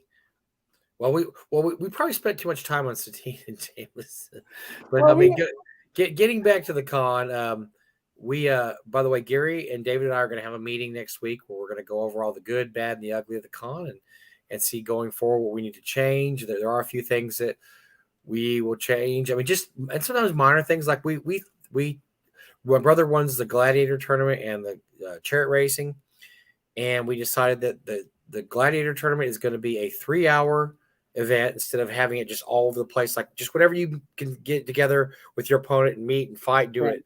Because we had some stuff going on until 3 a.m. and this and that. So we're just going to do it all in one 3-hour slot, get it all done. Gladiator tournament's over. Boom, there's a trophy. And so, just things like that. We're going to, things that go smoother. I think this year we had 4 serving girls. I think that was necessary. It was very busy. We had 2 up till then. I think we definitely need 4. And so then we'll keep 4. And so we'll do stuff like that. We'll go ahead and talk about what we're going to do. If anybody that went has any suggestions or anything, that they didn't like or liked or whatever, just let us know. We'll look into it. But some of the stuff with the hotel we didn't enjoy. The restaurant once again was kind of a disaster, but that's why we have the food wasn't bad. I mean, no, it's just slow. They're just so freaking slow. They are.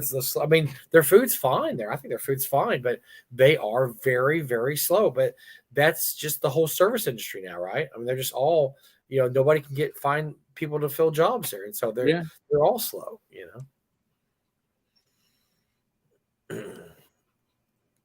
Well, I'm just going to go on a limb here. Watsy's not through fucking things up, so let's wait and see what the next fuck up is, and we'll see.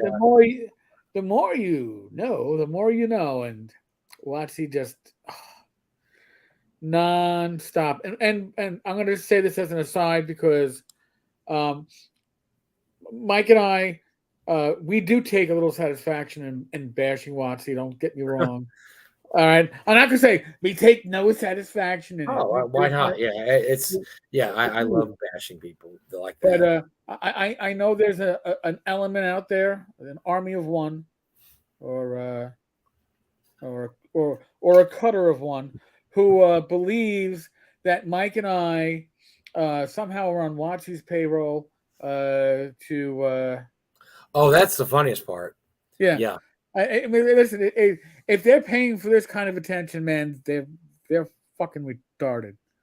I swear to God. Almost like somebody that didn't watch our show just made something up. That wouldn't really happen, would it, Eric? No. It's almost like someone that doesn't know what we do on here.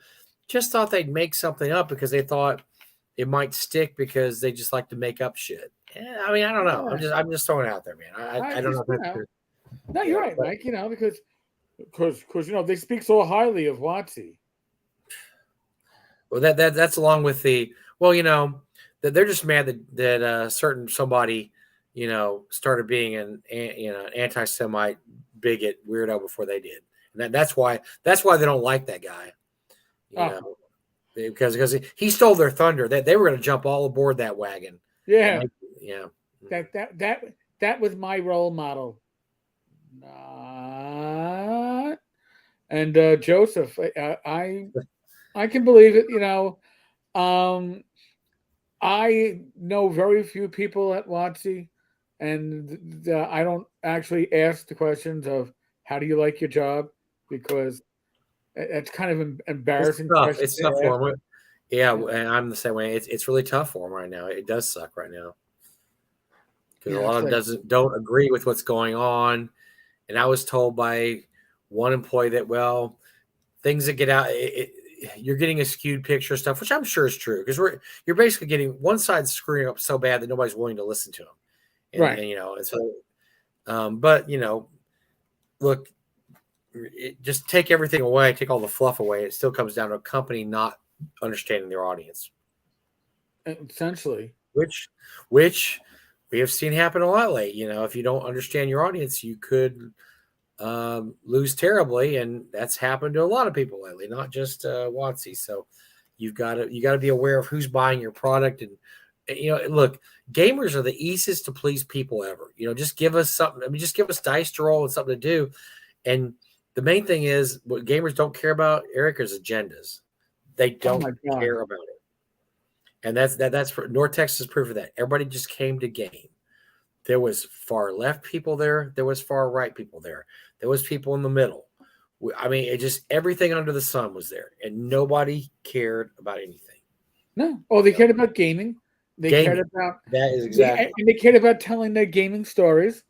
When you're in the bar, you will hear stories recalling, oh yeah, I was in Jeff Tlaney and the Sonic Sorcery, and this is what happened. Oh, well, I was in Greg Gillespie's game, and oh my God, yeah, oh yeah, that's true. They do want to share stories, but I'm telling you, it's just nobody there cares about anything. There's no. I don't know if I should. There's some stuff I almost want to bring up, but I don't really want to bring it up. But I mean, I'll just throw that out there.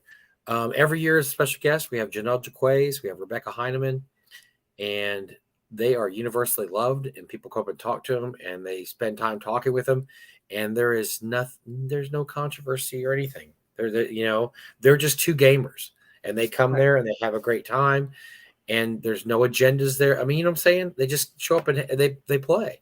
And I got to talk. I mean, I just think it's one of the coolest things ever that I can call Janelle Jaquays on my phone. That's just nuts.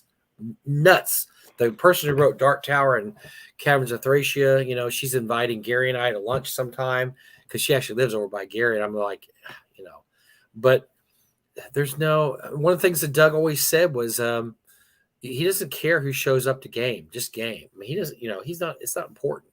And you can see that by the mix of people there. And like I said, I won't get into it, but if you're at the con, you know what I'm talking about. There's people there from every walk of life there. There's West Texas sheriffs.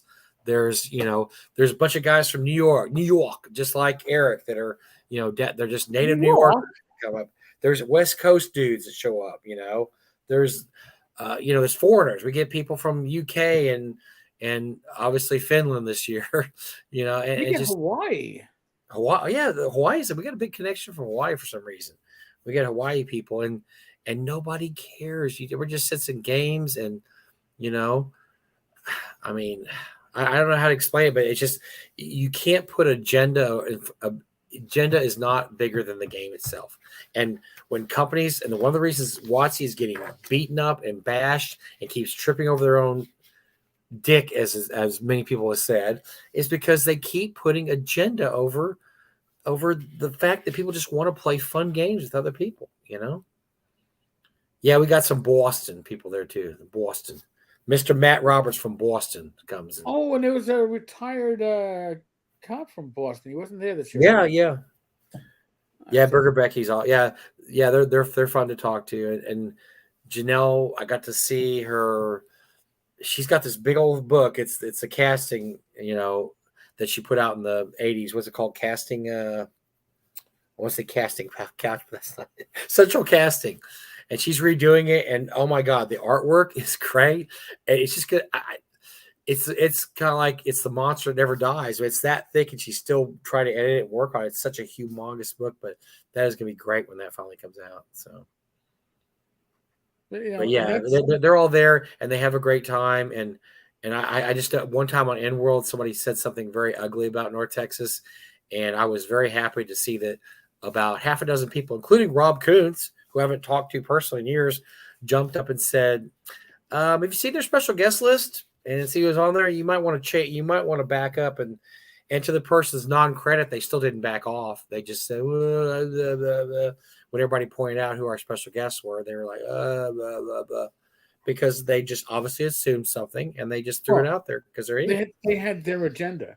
And yes, like there's a con going on, I believe, out in the West Coast that it obviously, I mean, if the first thing you have to do while attending a convention before checking in your hotel room or getting your gamer's badge is to go to the vaccine registration desk and make sure that you've been vaccinated, Oh boy. and then wear your N95 throughout the convention. There's obviously a leaning in that convention. North Texas, and maybe it's because North Texas is located in Texas. There's a lot of things that you are not allowed to do Right. as a con owner or con runner that keeps things pretty much essentially grounded, and I really appreciate that. Well, I was just going to say this too. I actually talked to Alex Kamer this week a lot because he's in the UK Game Fair along with Luke Gygax and their families, and he wanted to know how the con went fine. But I just happened to take a cruise by the Game Hole page, and so during COVID, Alex obeyed all the laws that were applicable to Madison County, or whatever county Madison's in. I can't remember the county, which were at the time required vax cards and masks. And so recently, and our president has said that, we don't need that anymore. They have dropped all those. And just go, I want you to go over to I think it's the general page, Eric, and see all the people that are trying to throw shit out there. And like, well, I don't understand. So they keep asking the same questions over and over again, trying to catch Alex and his staff in some kind of, I don't know what. They keep asking them over and over again, well, are you going to require vaccinations and masks? Because I won't go to a con unless that's there. And they keep answering the same way.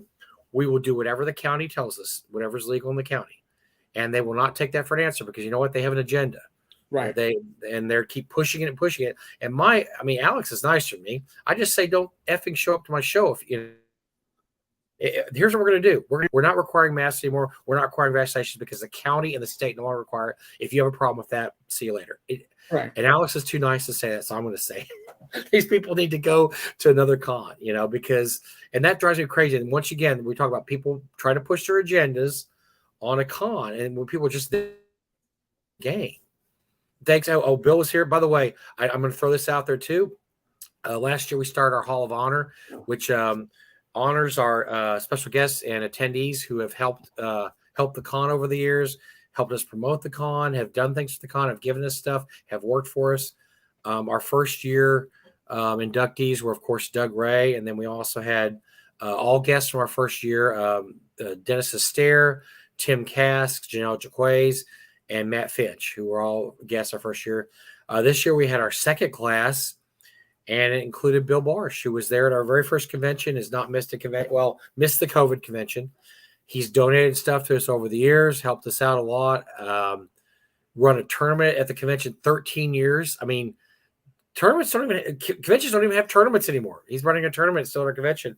We also inducted Mike and Liz Stewart, and who were at our first con and promoted our con on their podcast, and Steve Winter, who was not our first con, but he was at our second con, every con since then. So thanks, Bill, for everything you do for the con. Really appreciate it. There's just some people that go above and beyond the call of duty, that really have done things for the con, that they're not required. Because there's some people, somebody through a third party once asked, such and such wanted to know if they were going to be on the Hall of Honor someday. And I said, well, I can't really tell you that because it's kind of a personal decision. But longevity is not the most important thing. What's important is, have you helped the con through the years? What have you done to help the con? It's not just because you've been to 13 of them or 10 of them, whatever. It's what have you done to help the con? And, some people just come to the con just to come to the con. And that's fine. That is absolutely fine to come to the con. But there's just people that go above and beyond the call of duty, and then Bill Barsh is one of them. So congratulations to Bill. And like I said, Mike and Liz Stewart and Steve Winter, they just have done. Look, Steve Winter, so he's so beloved at North Texas. One year, the West Texas sheriffs flew him in and made him run games all weekend at their local gaming group, because there's a West Texas sheriff that all get together and game. Well, there's not just sheriffs. There's actually a lot of lawmen involved. So they can have their own private gaming session with him. And I didn't even know this. They Zeb in one year too, which I didn't even know about, and got Zeb to fly. So I'm like, I didn't. You could pay to have these guys fly and run games. I would have been having these guys flown in to run games all these years. I didn't know you could do that.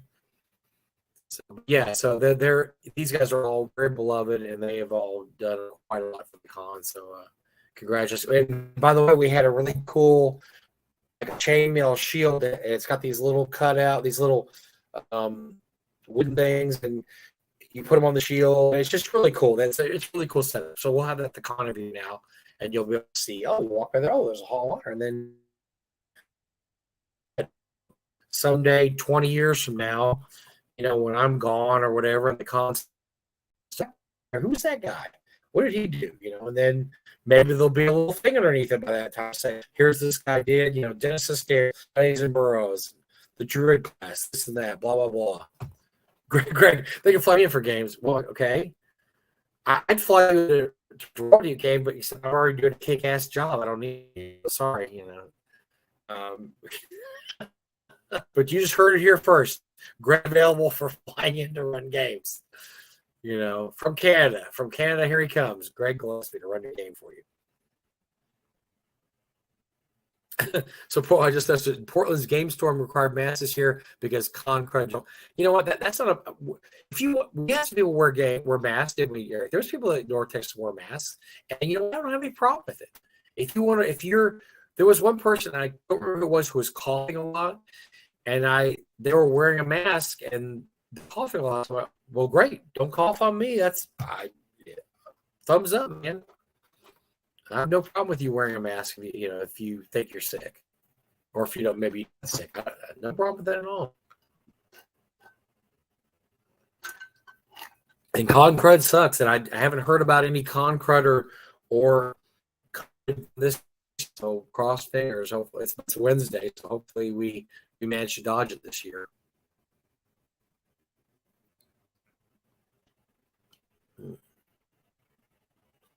What else we got here? Joe says, always great to see you, Bill Barr. That's not true, Joe. Don't lie. Come on. It's not that great to see him. By the way, Bill, the spot here, chances you're going to make it to Long Con this year because everybody was talking about Long Con because Long Con is 2 hours to the east of here, and this guy had been to 13 North Texas cons, and they run it like our con, except maybe about half the people's. Last year, Bill went, and a bunch of my friends went, and I'm going to go this year. So I'll be at Long Con in November. So Tinker's muted. Tinker. Oh, I am muted. There we go. Yeah, you were so quiet. You thought I was talking over. No, you were stuttering though. So I was like, all right, let me just give him a moment there. Now you're totally picture. Not moving and silent. So, is Mike going to drop for the second time? We shall see. Thraxis, Long Con is 20 minutes. See, for me, I'd probably have to fly into Dallas and then rent a car. So I couldn't do that and do Game Hall. Too close to each other. Yep, we lost Mike for the second time. Dun, dun, dun, dun, dun, dun, dun, dun, dun. Will Mike return?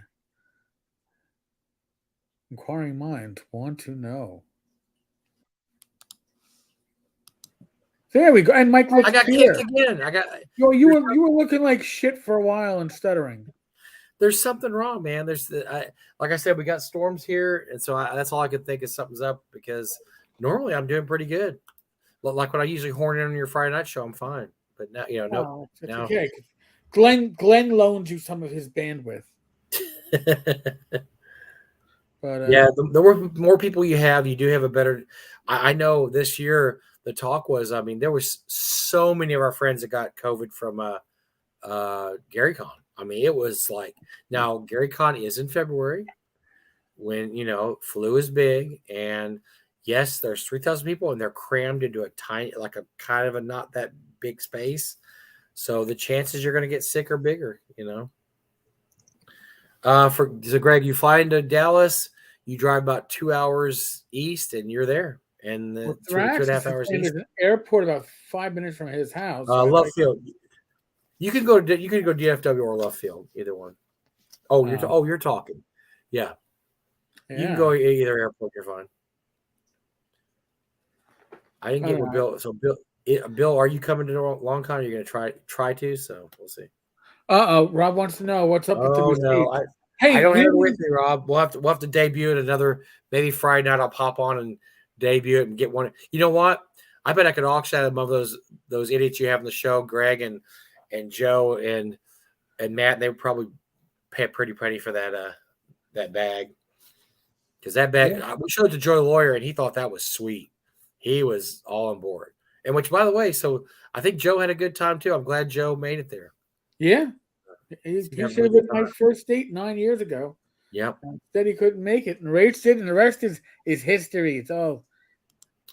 He probably regrets not making it now, but because he had a great time. Joe was Yeah. he was really excited about going. He bought a lot of stuff. Oh, Shreveport is closer? Interesting. He really is, but I wouldn't fly into Shreveport. Yikes. That bad? I wouldn't really do anything in Shreveport, to be honest with you. Shreveport's not a pretty town. But I mean, there's gambling in there, there's good seafood, but other than that,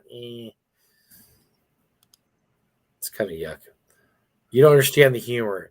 What's not to understand? There's a bag with your face on it, and you're called the Russet Lord on that on that bag. And it's Fugly did the art. I mean, what is there not to understand? It's awesome. Yeah, let me see if I have a copy of that bag on. It's at the warehouse. I don't have it here. It's at the warehouse, but it was made by Fugly to auction off. And then the more I looked at it, the more I said, you know what? Nobody's going to get this joke, right? It's super inside. The only people are going to get the people that Eric has on his show. Yeah, I don't have a picture of it on my phone. Yeah, so rather than auction off, we'll probably have you on the show, Rob, or I'll pop in Friday night one of these days, and maybe even this Friday, and we will debut the bag and maybe take orders. We may have a dozen orders for the night's over. I mean, come on. Rob, as for the receipts, it had something to do with your organization, I'm assuming, that you are very organized, but I don't know. It's a receipt bag. Yes, it says it's the receipts of the Rusted Lord. So I'm not the one that designed the bag.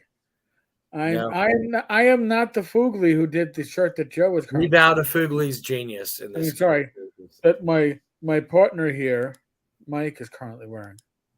Yes, Watsky Energy Manager shirt, image by Fugly, which is awesome. Thank you, Fugly. By the way, I auctioned 2 other of these, and they went pretty briskly. I think they got $100 a piece because I'm not planning on making a whole bunch of these. So I had a blue one and a red one. They both went for $100. I think you can make some good money. Do a limited run. Actually, if you did a limited run, if you numbered them, it would be even funnier. Ooh. Well, I tell you what's funny is that I threw this on today because I want to remember to wear it for the show, but I forgot I had it on all day. So I'm going to the post office and I got some weird looks from people. And you got to admit, this makes no sense. It makes absolutely no sense. First of all, they don't know what WotC is, and they don't know what Newman, and they have no clue. So it's very inside. And I realized later on I had this shirt on all day, like, oh, people did not know what the hell was going on with that shirt. So there you go. It was extremely inside. Inside baseball is inside baseball. It was inside as baseball as you can get. So yeah. So we're going to get a start in tickets next month. We're going to look at everything that happened and try to look at the good things and the bad things, and we will come back next year and have an even better con next year. I mean, this is the best one yet, I thought. I'll tell you another thing everybody said, Eric, and for me, being on the inside, I see a lot of stuff that goes wrong, but for me, it doesn't seem like it. But everybody said what a well run and smooth con it was, and that's all due to Gary and the good work he does. But everybody told us that it's like everything went really smoothly. It went amazingly well. I heard no complaints from anybody about the convention being run. The handful of times tables got moved, there was no confusion about it. It all seemed. By the way, one of the things we're gonna do is move all the vendors in the one vendor hall, and we're going to make the Trinity Ballroom one of the sides is going to be open gaming only, because we did have an issue last few years where we just said, look, just sit down at any table not being used. You can use that for open gaming. I think it's much better just to have a whole open gaming section. Oh, so that's no, I would definitely. But now, if you move all the vendors into one gaming hall, you have room for that, or We're not going to have any gaming tables in the vending hall. We're going to put a line down the middle of like a wall, and they're going to be facing each other. And okay, that's I'm cool. worried it might be a little bit of a tight squeeze, but I think it's going to work. I think it'll work to have them all in the same room. I think that'll work out very well. I know some of the vendors are upset that we won't have a gaming table there because some like to run a game with their table so they can see their table. Right. And we lost Mike 3 times. 3 times. Oh, this one I didn't have to try to add him. He popped out and is trying to come back in on his own. I'm not sure it's going to work. But 3 times. Yeah, tonight was not a good night. Man, their bandwidth was crap tonight. No, but we had some vendors complain because they were like, we're not in the main room. And, like, they did fine. I talked to all the vendors. They did great. But rather than have people complain, we're just going to move them all in the main room, and that's going to be it. Sounds like a plan. So that's one of the things. So, yeah, we have little things like that. We're going to make it better. We're just going to do small things and make it better. Now, I can't guarantee we're going to have Raggi every year. Raggi is an expensive ticket from Finland. Now he did pay for his own girlfriend to attend, which I thought was really, really cool. That was really that's cool. But we're looking at some special guests next year that will be, once again, really cool that we don't normally have because we're going to try to rotate them out. You know, we got used to having the same guys year after year, and now we're just trying to do something different every year. So we're going to find some new guys, or not new guys, but guys that haven't been before. I've got some big names on the agenda, so. I like having Raggi there. Hell, I'd have him every year if it didn't cost as much as it did. But right, that was a chunk of our budget there. Right? I think it was cool to have Raggi there because I've known him for a long time. I just can't believe he doesn't do any other conventions in the United States. I really don't. I mean, he's a good guest. He's a good guest. If you're thinking about running a con, I don't know if he can make it there. He's a busy man, but if he can, think about dropping the whatever $1,500 for a plane ticket from Finland because he put on a great show and he sold a lot of product and did real well.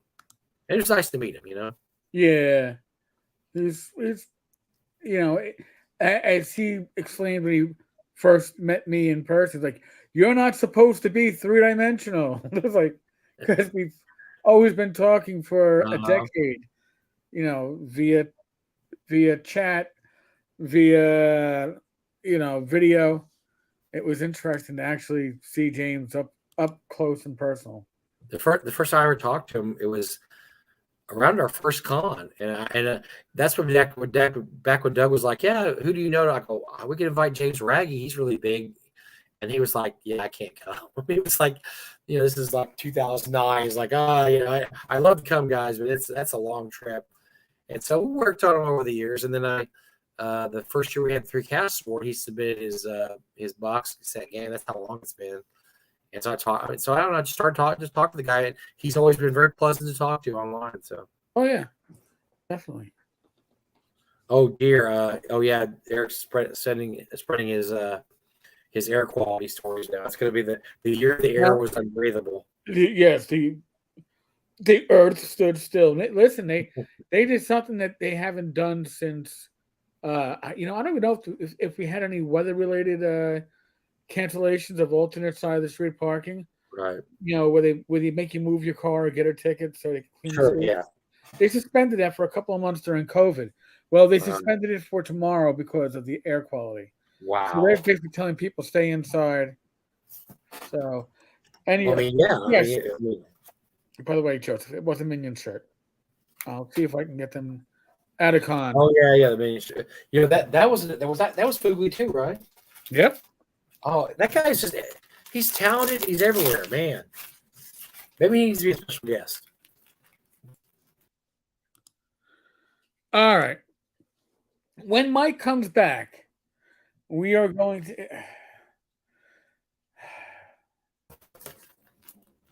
Dun, dun, dun, we may have to call it here, Eric. I keep getting off, man. Yeah, no. I don't know what's on my bandwidth, but I'm having major issues.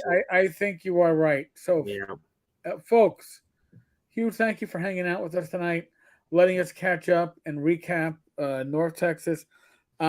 I really strongly suggest to you, if you can make it next year, make it next year. It's going to be awesome. I can guarantee you that. And I will tell you the same thing. And people coming up to me going, did you really mean that if we see you at the con, we can just come up to you and say hello? Yes. Yes. Or do a James Spawn and just kick him between the legs. That's the other thing. No, that's not allowed. Okay, that's certainly. Oh, I'm sorry. I thought you could do that too. No, but and here, just the. Oh, jeez. Here's the other thing, folks. We're also like, you know what? You're just like you are on, on your videos. You're the same person. Well, it means I'm doing something right. So thank you. On the assumption that Mike doesn't up. Mike comes in. Mike comes out. Dude, I don't know what's going on tonight. I blame your air quality. Okay, it's my air. Folks, we're going to go real quick since Mike's still here. All right, folks, as always, thank you. Thank you for joining us. Thank you, and be safe, be well. God bless. Roll those dice. Roll them well. I will be tomorrow night. It's a Discord hangout at 9 p.m. Join the Tenkar Tavern Discord. Hang out with us. It's very relaxed. It's like this ship but not recorded. It's cool. And other than that, Friday, what's going on Friday? Oh, the random party generator. RPG, the RPG live stream. Yeah, you better be there. I may show up with a certain little receipt bag just to show it off. The Russet Lord himself will be there. The Russet Lord, don't miss that. The Russet Lord will be there. Yes. All right, folks. Good night, everyone. God bless.